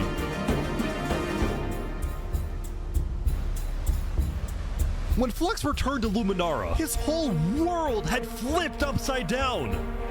I will acknowledge that that was a really good move, but I am upset because I really want to see justice. I really want to see something happen to Flux, and I'm not even gonna be shy about it. I'm sorry. I'm feeling so many feelings right now. He believed he had covered all his tracks, that he had gotten away with everything.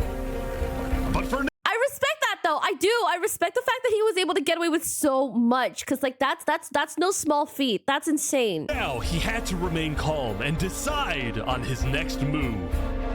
Legacy. Yeah? We've just been informed that you have ties to the Covenant, and they're working with Saps the Trader. So the problem is, we're afraid you're a national security threat. You have two choices right now. You either drop out of the election this instant, or we can do this the hard way. Oh, that's tough. Alright.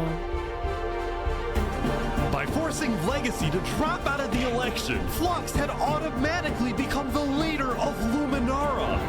That was a really civil conversation. You have to drop out right now. Okay. Love that. No death, no violence. If Tricolor still wanted to arrest him, they wouldn't be able to just walk ahead and take him. They would have to invade Luminara itself.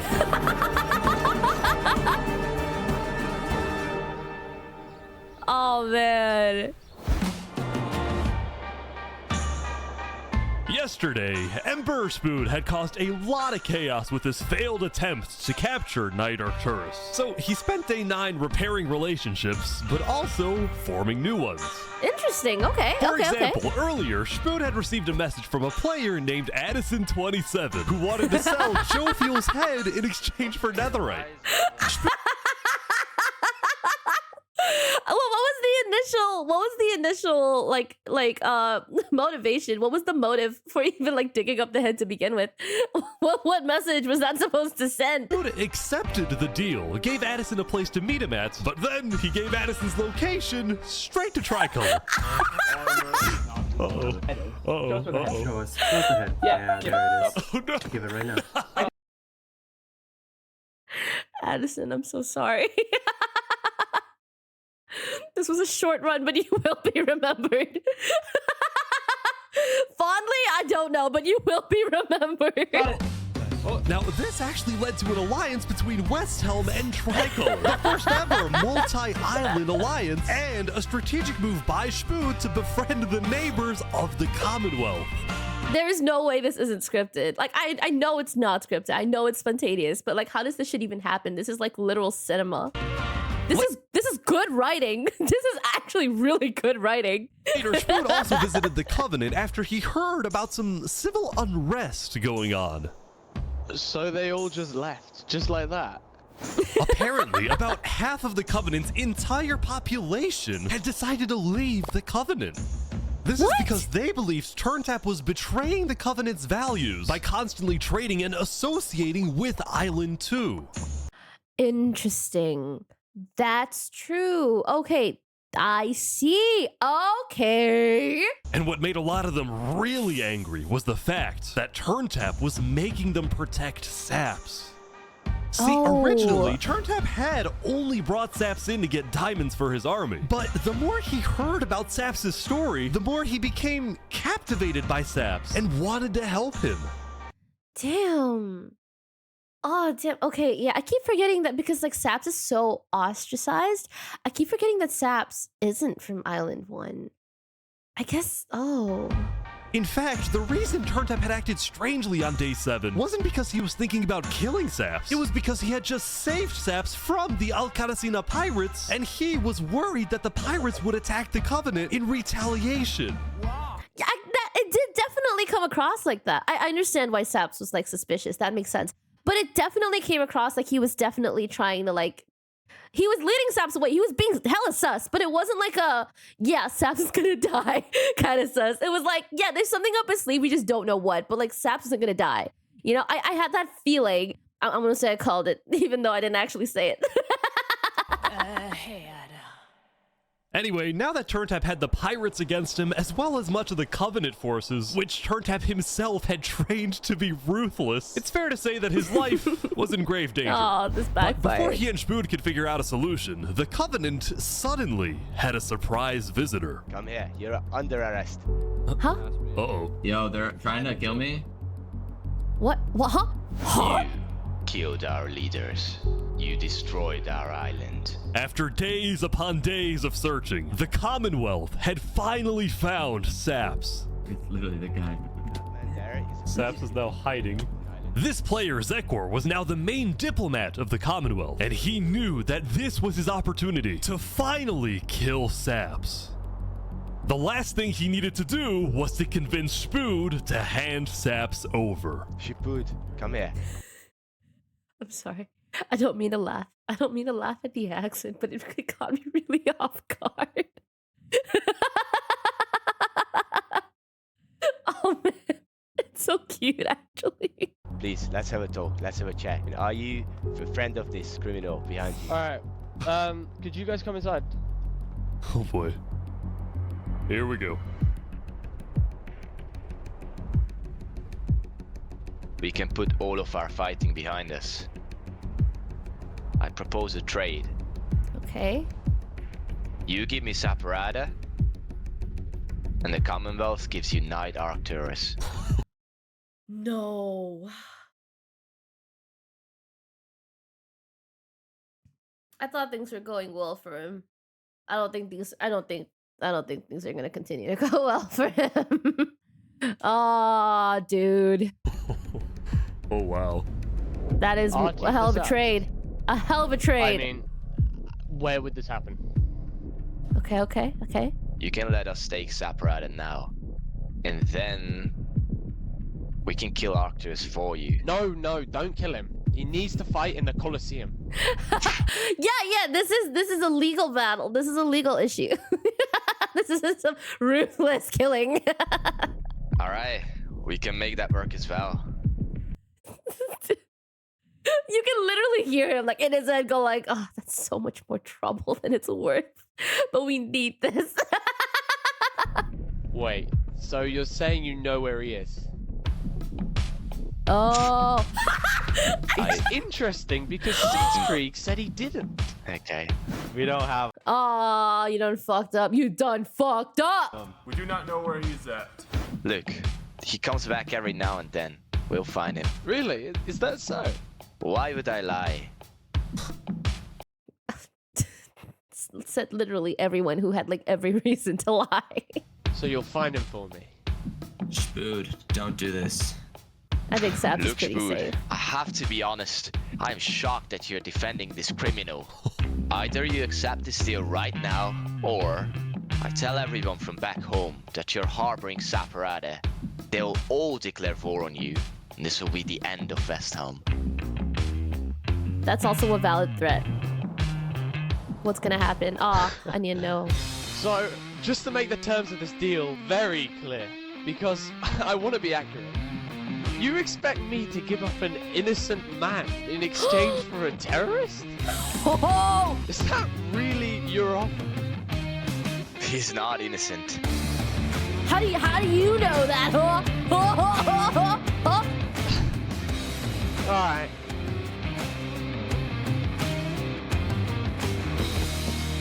Get out. Now. Oh, shit! That goes! I take back everything. There is a reason people believe in Spoon, and there is a reason he became the leader he was. Spoon! Oh my god, love this. I love this so much.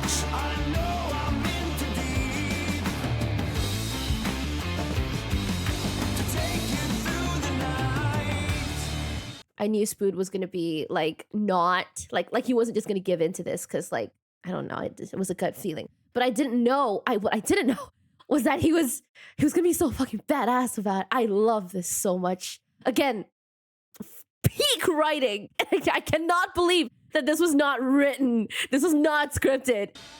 Insane, actually insane.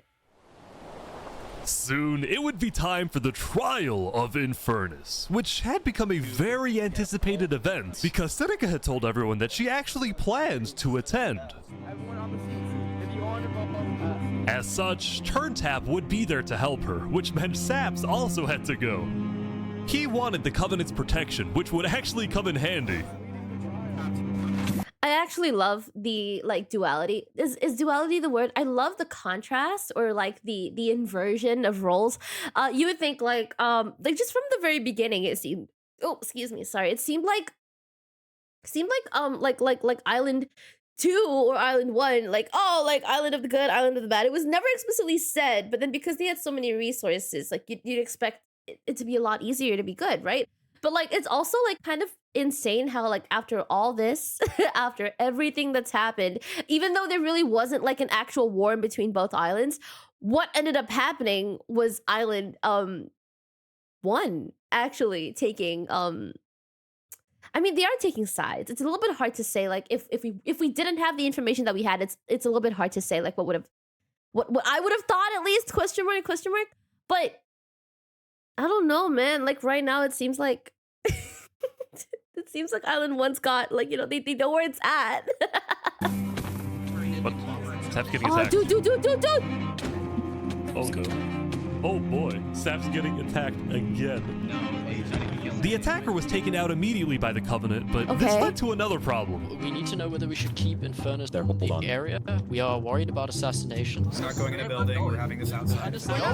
Seneca and the rest of Infernus had arrived, but were refusing to enter the courthouse because of safety concerns. Okay, that's fair. Staying outside or nothing. They're not going in.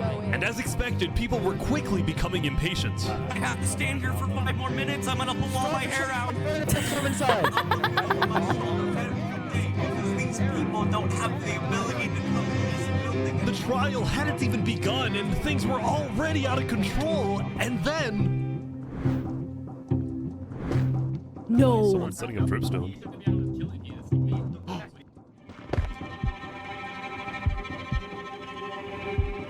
No!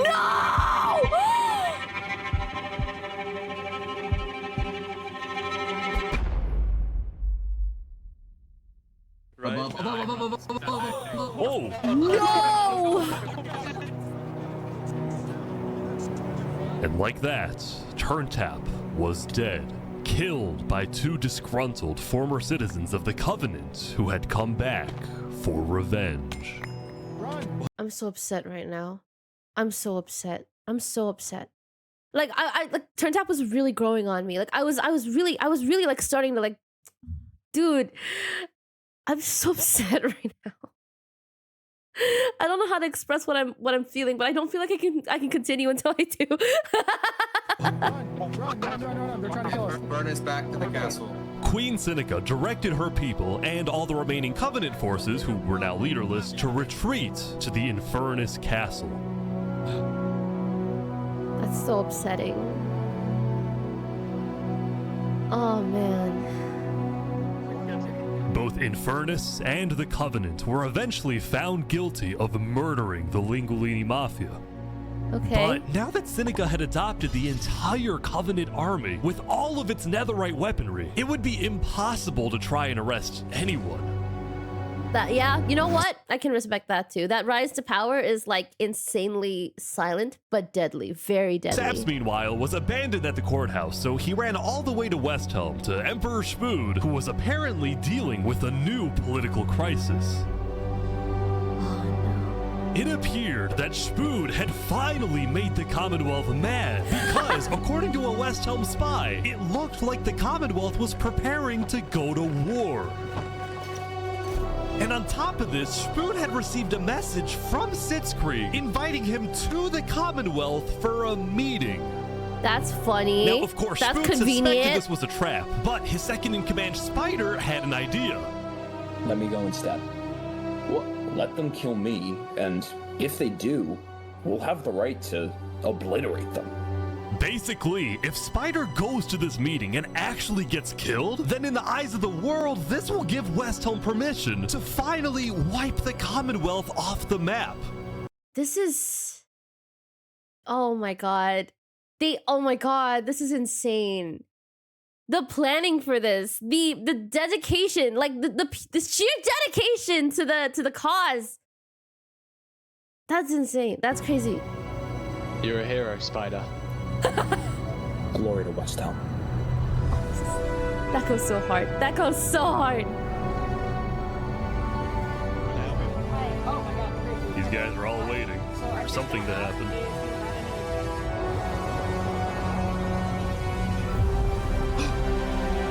Oh my gosh.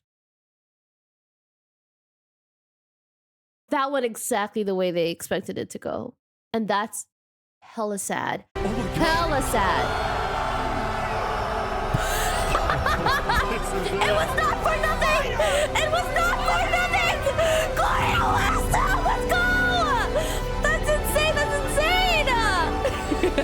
I love seeing all the votes, actually. It's really funny to me. This is insane. Wait, what? Where is everyone? The Commonwealth had been completely abandoned. They See, probably after Zekro's expected meeting it. with Spood, Sitzkrieg had tried to rally all of Island 2 against West Helm, but not a single nation joined him.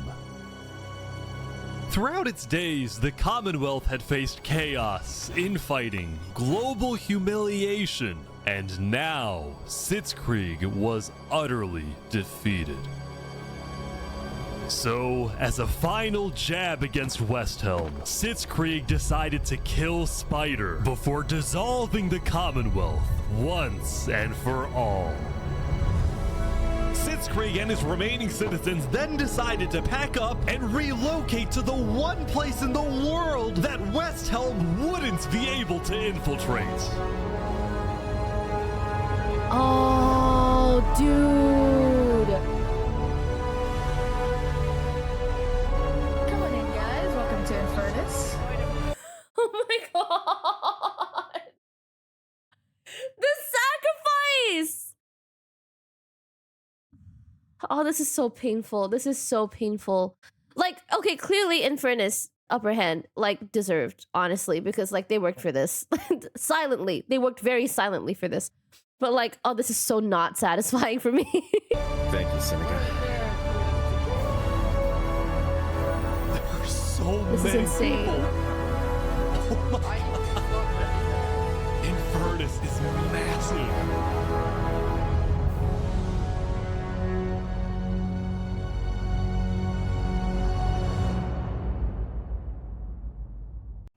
R.I.P. Spider. Oh man, that is sad. That's really sad. Meanwhile, at the Cass Coalition, it was the end of another good day. The farmers had produced plentiful crops, the businesses had made lots of sales, and there was even a birthday party. But while her people were happy, Cass knew very well that the outside world was quickly growing out of control. As leader, it was Cass's duty to keep track of all the world conflicts. But by day 9, they were simply overwhelming. She watched from afar as the Commonwealth fell apart. She watched as world leaders died left and right. She watched Infernus avoid justice by blocking themselves off, with Netherite at their defense, as well as the volcano's sheer height. Yet despite all the turmoil, Cass spent most of the day trying to solve what was now the world's biggest mystery.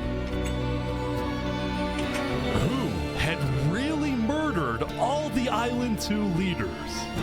Was it Saps or was it Flux? I think she has a good idea. See, earlier at the Blue Cross meeting, members of the Cast Coalition were listening carefully. Covenant was propagating anti-Island 2 propaganda, which is ridiculous. Yeah, we didn't agree with that. Island 1 never had beef with you guys. It was... See what I mean? See what I said from the beginning, right? They were thriving. They don't give a shit. They don't care. They were thriving. They don't care. And like, if anyone did care, it would have been a loud minority, right? It is just a covenant. They can see that Island 1 is gearing up to invade us. Then at least they'll know I tried to warn them when Island 1 comes and kills us all. But the Covenant was going to invade us, right? Honestly, probably not. I think they were just trying to scare you guys. Flux had fully believed that Island 1 was going to invade and even yelled at the other leaders for doing nothing, which made Cass think, what if that's the reason he killed them? Besides, what would be Saps' motive? There wasn't even a motive alleged during his trial, yet he was still found guilty. That's why it's complete bullshit. This is entirely bullshit. This was a bullshit trial. They went into this fully like expecting already for him to be guilty, literally threatening him and saying like his death was like gonna be like whatever before he even got to say anything. And when he gave his defense, and like they may not have had a reason to believe him, but they didn't have an active reason not to either. Like bro did not have an agenda. This was a complete bullshit trial. This is insane. I'm actually really mad for him. This is actual genuine injustice. I can understand why he's talking to Island 1 about corruption, considering this is all he's seen here. In fact, thinking back, the trial itself was suspiciously short, and the It was suspicious. It was bad. It was a shitty trial. Judge made a decision very quickly. Based on question mark? To me, it seemed like he was already like deciding to, you know, kill him. Well, on day 9, one of Cass's citizens was scouting the Commonwealth and figured out why.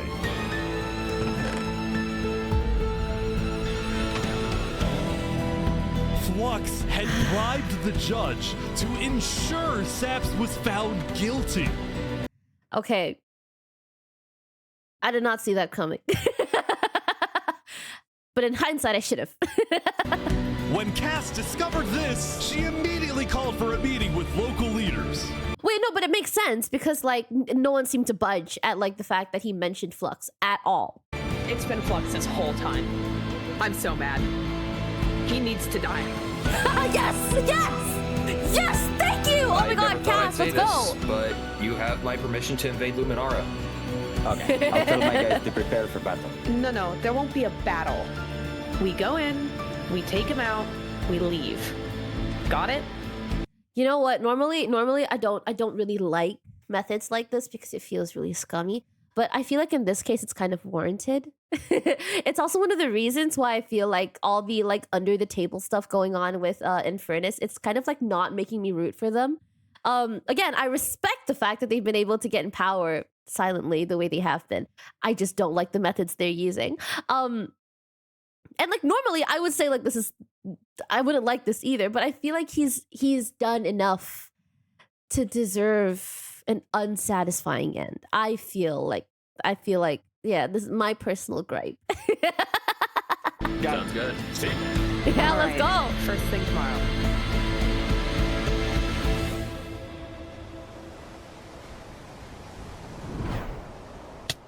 Oh man. You know what? Actually, pretty good. 10 days in, you still have about like what 700 like members alive. I think that's actually like pretty good. Like, nice. Welcome, everyone. Welcome. We gather here today because, well, we never got the opportunity to properly mourn our previous leader, 3 Below. What's going on here? Yeah. He was more than just a Luminaran, he was a friend. And I'm very much excited that we can continue his legacy and complete the bridge which he would have wanted. Are you kidding me right now?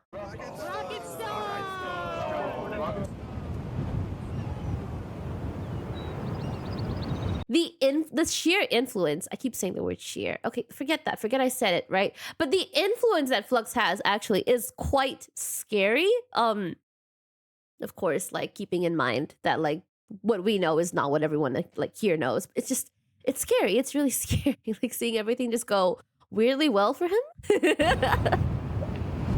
It's like the stars align all the time. All right, let's go, let's go. And so, the Cast Coalition set off on their mission to kill Flux once and for all. On the way, Cast stopped at Aperion to rally their people. We've found the person responsible for the multiple leader assassinations, including the assassination of your own president. Are we ready to fight for Luminara and for justice? The plan was simple. Okay. Aperion would invade Luminara from the south, while the Cast Coalition approaches from the sea so that Flux can't escape. Genius, genius, genius, genius. And I just, Oh, they're here. They're here. Oh, look. Flux is running. I love how in the chat, just people just going like, it's a funeral.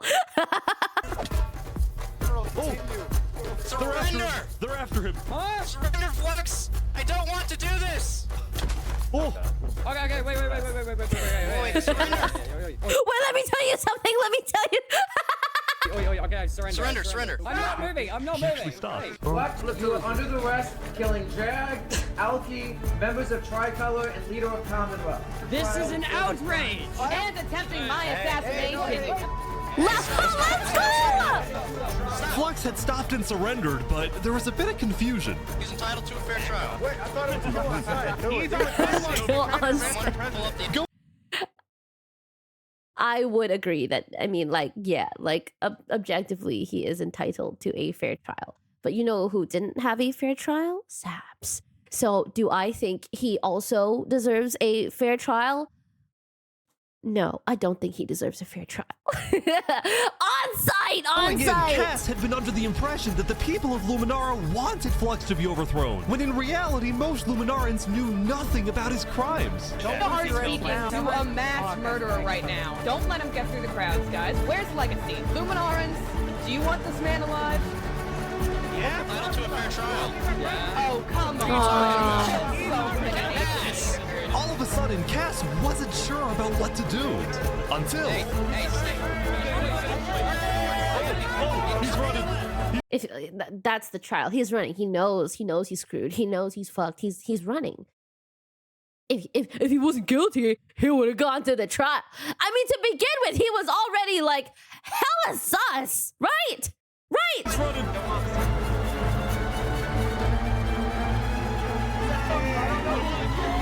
I have to remember these are like the real people behind these characters. So if I say anything a little bit off, please understand. I'm very emotional about this right now, and I'm only seeing them as the characters they're playing.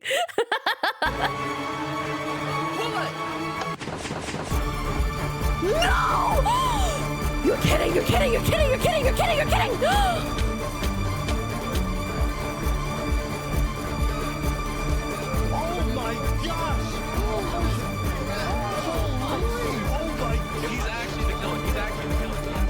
Flux had killed 5 people using a secret track he had built the day before. This bought him just enough time to escape. You block up behind. That said, Flux knew there'd be a lot of people after him, so when he dug to the surface, he ran straight to the ocean and fled Island 2. Does this remind you of anything, huh? Does this remind you of very specific saps? Oh my god, I love that it's also basically like it shot the same way. Still, Cass and Aperion sent out hit squads to try and hunt Flux down, while Legacy directed the citizens of Luminara to evacuate. I gotta move all of these people over to the Concave storage queue because no one is safe in Luminara. That's fair. Like that, Legacy had taken over as leader of Luminara. Cass and Aperion were down 5 citizens, and Flux had gotten away with everything once again. Oh man. This is very unsatisfying. Or so he thought.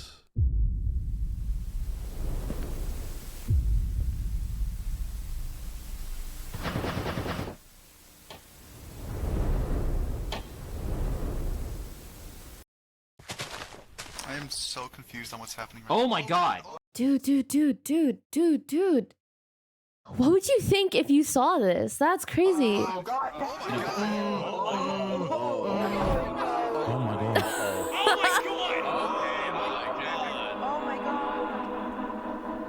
When Flux's trap went off, the rest of the world had a lot of questions. Was that That's fair. Flux? Wait, Flux killed those people? Yeah. Oh my god. Never mind, this is becoming very satisfying. On day 10, word began to spread about what had happened. That was Flux's trap? Yeah, Flux built that trap.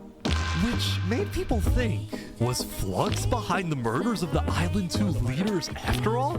Dude, I think Flux was behind everything. Shaps was right. Suddenly, the world realized that Saps had been telling the truth. I'm so happy right now. I'm so happy right now. Oh my god, this is it. This is it. This is it. This is it. Hey, Saps, how do you feel? Finally, I'm so happy. For the first time since he had got into hiding, Saps had been vindicated, proven innocent, and the world was finally on his side. The tower is genuinely so iconic. It's so symbolic. And I'm so glad that Saps didn't make the jump. This is amazing. I love this so much.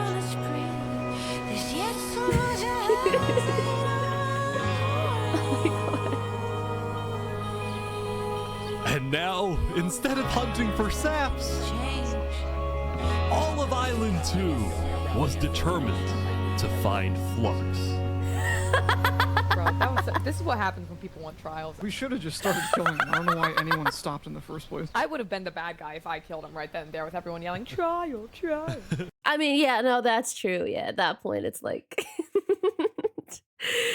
at that point, right, in that situation, it makes sense to just, like, go through with the trial. Yeah. But the search for Flux didn't take long.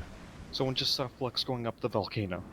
Oh no. You're kidding. Oh no. Layer by layer, I didn't know narrowness in my childhood. Queen Seneca had offered Flux refuge at Infernus under the condition that he and his crew build deadly traps all around the volcano perimeter so that nobody can break in. Again, I respect it. I respect it. This is impressive. This is highly impressive. There's a benefit. There's a benefit, and it's not just for nothing. Like, clearly, Seneca's a great leader. However, the fact that we don't see Seneca until Seneca like literally does something, like, I don't know how to explain this. Like, for so many of these other leaders, you see them like come in again and again, and you're like, oh, I see what they're doing. I see the progress they're making, and I see what they're doing to get to that point. And then out of fucking nowhere, like, you see Seneca pop up, and they've literally already been working on stuff behind the scenes, and things just happen. So I'm just kind of like, oh my god, I cannot bring myself to root for them. I just cannot. I know they're working very hard for this, and I understand that there's a lot of work that goes into this, even if we don't see it. But I cannot bring myself to root for this because it feels like I'm being pulled, like a rug's being pulled from under me. It does not feel good. But the rest of the world was unfazed. Yeah, they're gonna pay for what they did. Yep. On day 10, all of Island 2 joined the Tricolor West Helm Alliance and declared war against Infernus. Again, there's no way this wasn't written. I understand it's spontaneous and it's not written, but like if this was written, it would be absolutely insane because like that structure literally screams, yeah, everyone's gonna be gathering right here by the end of everything and everyone's gonna be fighting. Like, there's no way, like, we'd ignore a structure like that, right? Alright, today we infiltrate the volcano for Spider and for Owo. And I just want to say, if I die today, I love you all. Glory to West Ham! Glory to West Ham! Look, he was my brother. He was everyone's brother. And they took him from us. They took him. Flux got away with murdering so many of our people and our leaders. Today, we get justice for our entire island. I'm feeling it.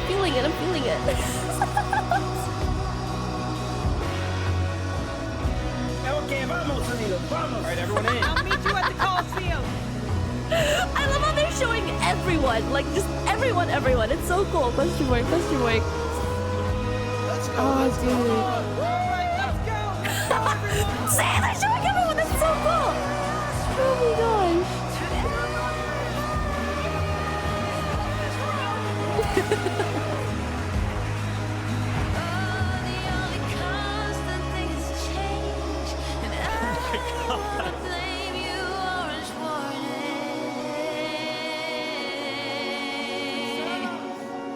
A few days ago, my home was turned into a death trap behind my back. I was framed and then forced to go through a rigged trial. Guilty on all counts. Yes.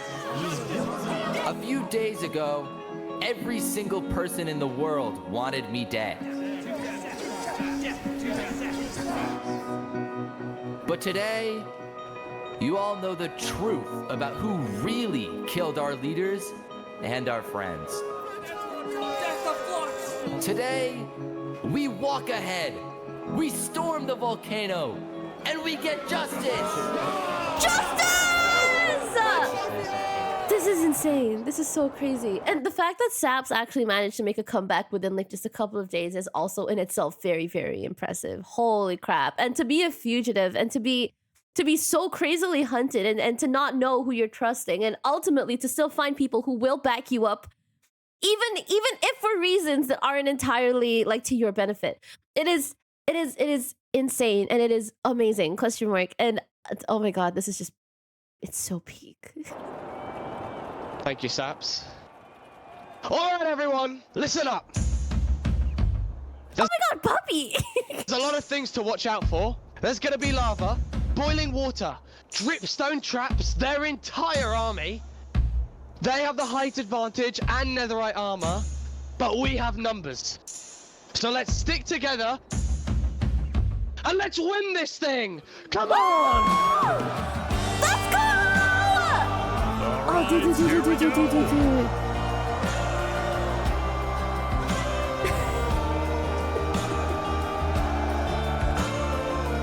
so many people.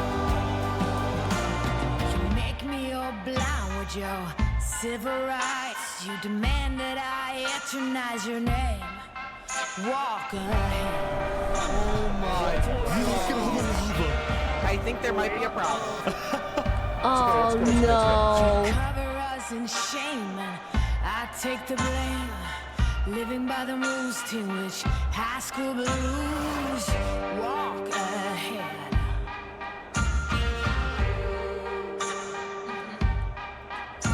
Big cannons keep provoking.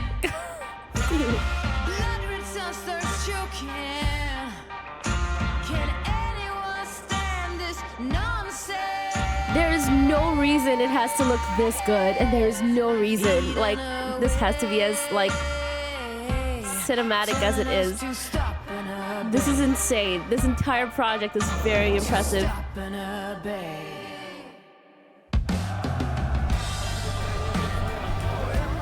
pouring water on the lava, but the water still burns. The water still burns. Okay, oh, this is gonna be hard. Oh, they've got strats. They've got like plans. They've done like. Oh my gosh. They're fighting on the ground right now. Covenant is attacking from behind.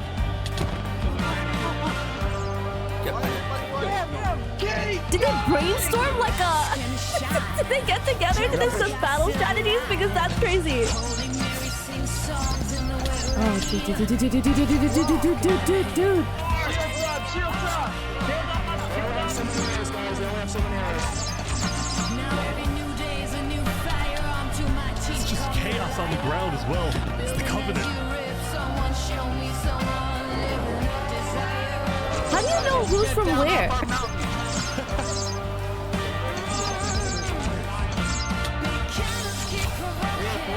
They got it, they got it.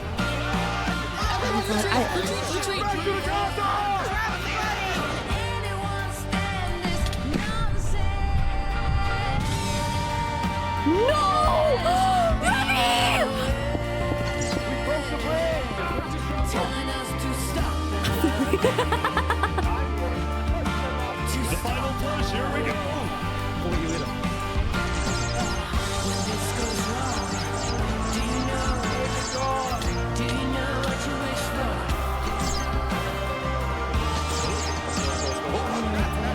They're in.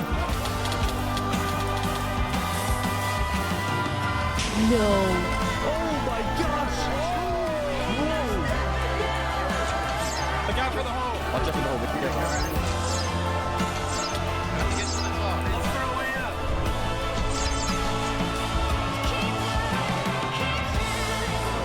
I am completely just in a trance watching this.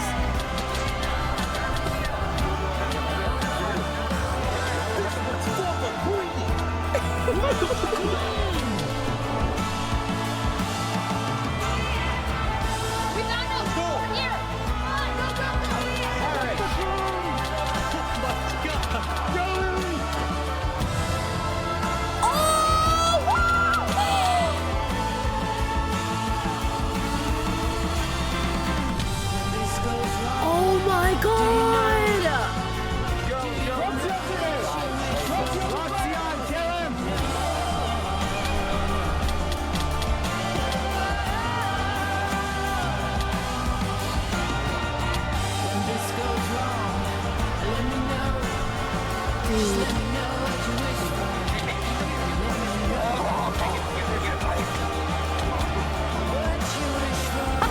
The ball! Wait, what does that do again?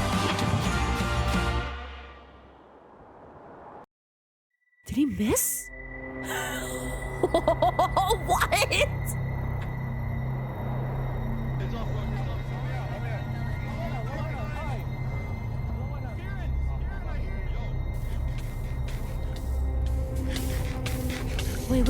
Wait. Literally, what the heck? Dude. No. Surely not. Right.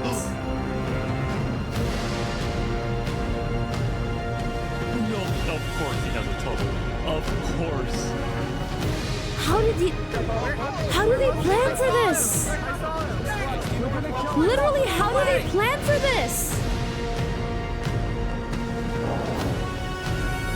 He's missing?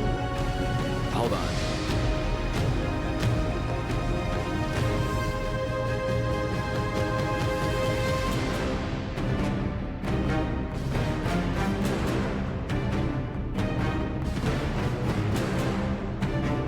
Oh, come on.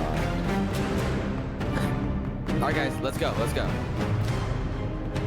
I have to say, I just have to say, I honestly kind of wish they gave Seneca like more focus. But I can understand there's so much going on, so many people involved.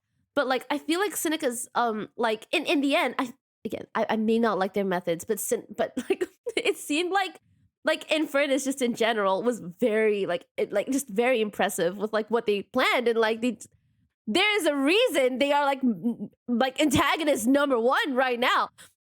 I feel like Seneca deserved a bit more screen time, you know?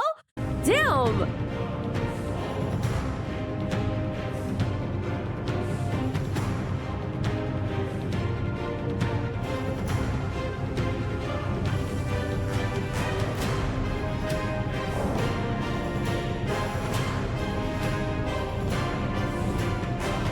What? No way. This is insane. We've just come full circle. We've literally just come full circle.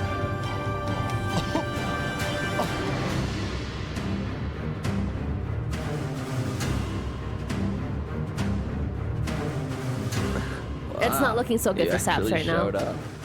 I don't know. I don't think Can't it's say looking no very to good. a friend, can I? Shut up. No. Let's make this a fair fight, okay? Flux. Look at all these people dying right now because of you. You know, Saps, none of this would have happened if you had died like you were supposed to.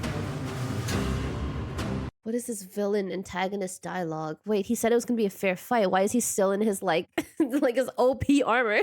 I'm sorry for everything you've had to go through.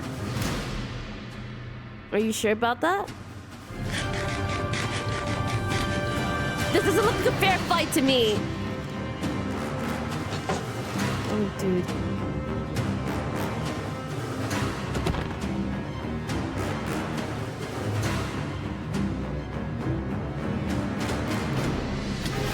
I need to know what happens. I don't know how to see how I'm supposed to read this fight. I haven't played Minecraft in years. We'll just wait to see who's not like XP later on. Who's not just items. Dude, this is crazy. This is crazy.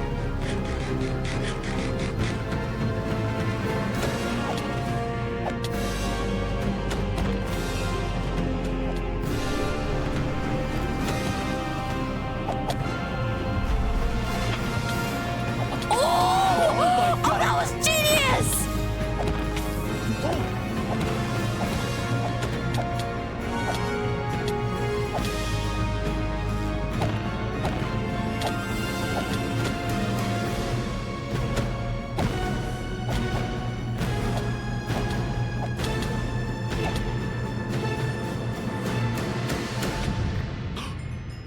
No! No!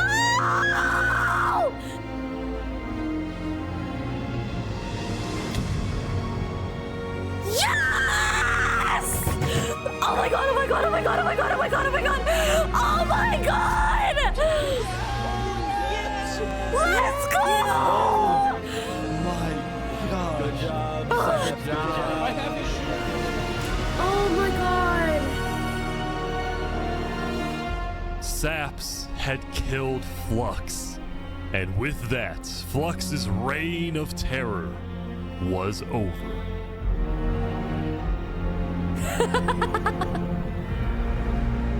Guys, just please. Is he all that's left of Luminar previously? Question mark, or at least part of like what Flux's posse? That was insanely satisfying. I love this so much. Oh my god. That's like way less than half. Today, we gather to honor the lives lost in the Battle of Infernus. Aww. Since then, I think we haven't felt the same. I know I certainly don't. The Island 2 West Helm Alliance had defeated the Infernus forces, but winning had come at a high cost. Aww. After the war, people across the world took time to mourn their dead, reflect upon the battle, and then, eventually, decide how to move on.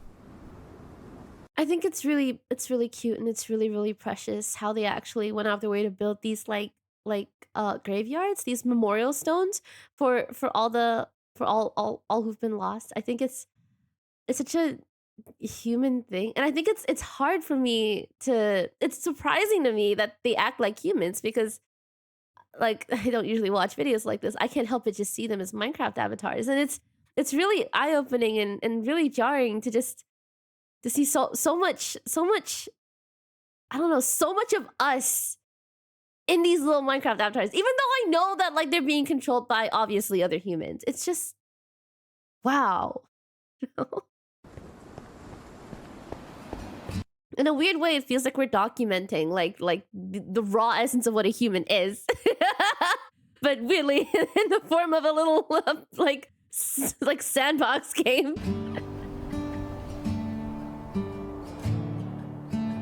Now that Infernus, the Covenant, and the Commonwealth were off the map, there were talks of creating a new world government. But ultimately, it never really materialized, and all the remaining nations just agreed to do their own thing and have peace. That's fair. Yeah, I mean, if it worked before, why change it? Island 1 had taken the brunt of the war. Crops trampled, the big tree scorched, the volcano ravaged. As a result, people across Island 1 struggled after the war. But I'm dead. Some of them joined cults, while others moved to Island 2 in search of a better life. Elysium was fine though. Instead of going to war on day 10, the Nation of Peace had decided to hold a peace festival. And on their shore I love these party games. These are so something cool. new. A bridge stemming all the way from Luminara.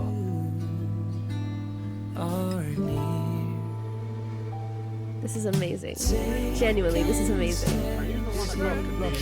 And so everybody lived on in peace, including Saps, who at long last had returned to Island 2. Those brings back memories. This is so cool. The fact that this only happened, like, this was only like the span of a couple of days. I don't even know actually if these days are like according to like real life days or if it's according to like like days ? But it's crazy how much happened just within these couple of days alone. Still, the world wasn't totally conflict-free. The Cass Coalition Bakery was yet to be exposed for causing the death of Wood Daddy. And Knight Arcturus was still in hiding, yet to be found by Westhelm. What the heck? It's a big world, so it's not a surprise that many stories like these may just never end. But I think there's some beauty in that. So slowly lose control as emotions overflow. Yeah, we still have some work to do. We will catch that traitor. But tonight you can rest.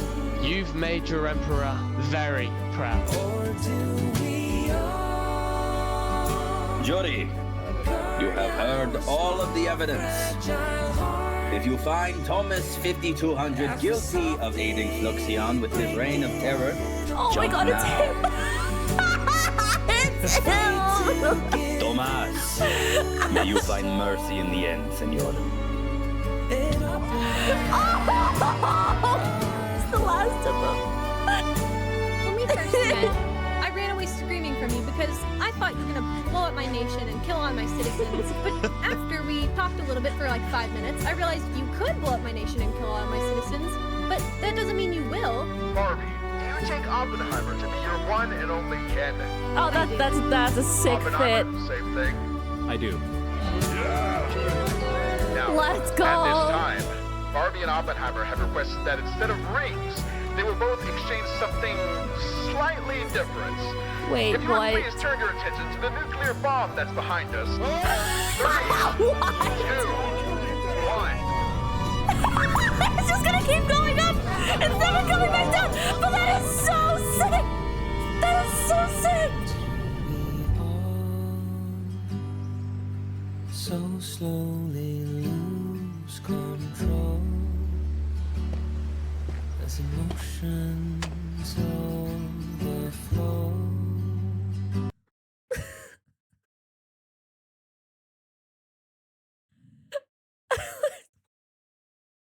This is making me so sad. I'm actually genuinely tearing up. Like, I'm not like full on crying, but I'm genuinely tearing up. And I, you know, despite everything, I just... Saps is a... We need to protect him. Falling into the unknown. This is genuinely so sad. I can appreciate him for remembering him so fondly. I just... should be crying over this. This is why am I crying over this? Stop! Just stop crying. Oh my god. Okay.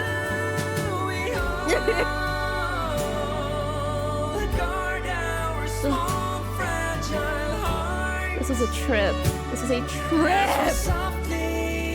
We're gonna sit through the credits because, like, holy shit, like this needs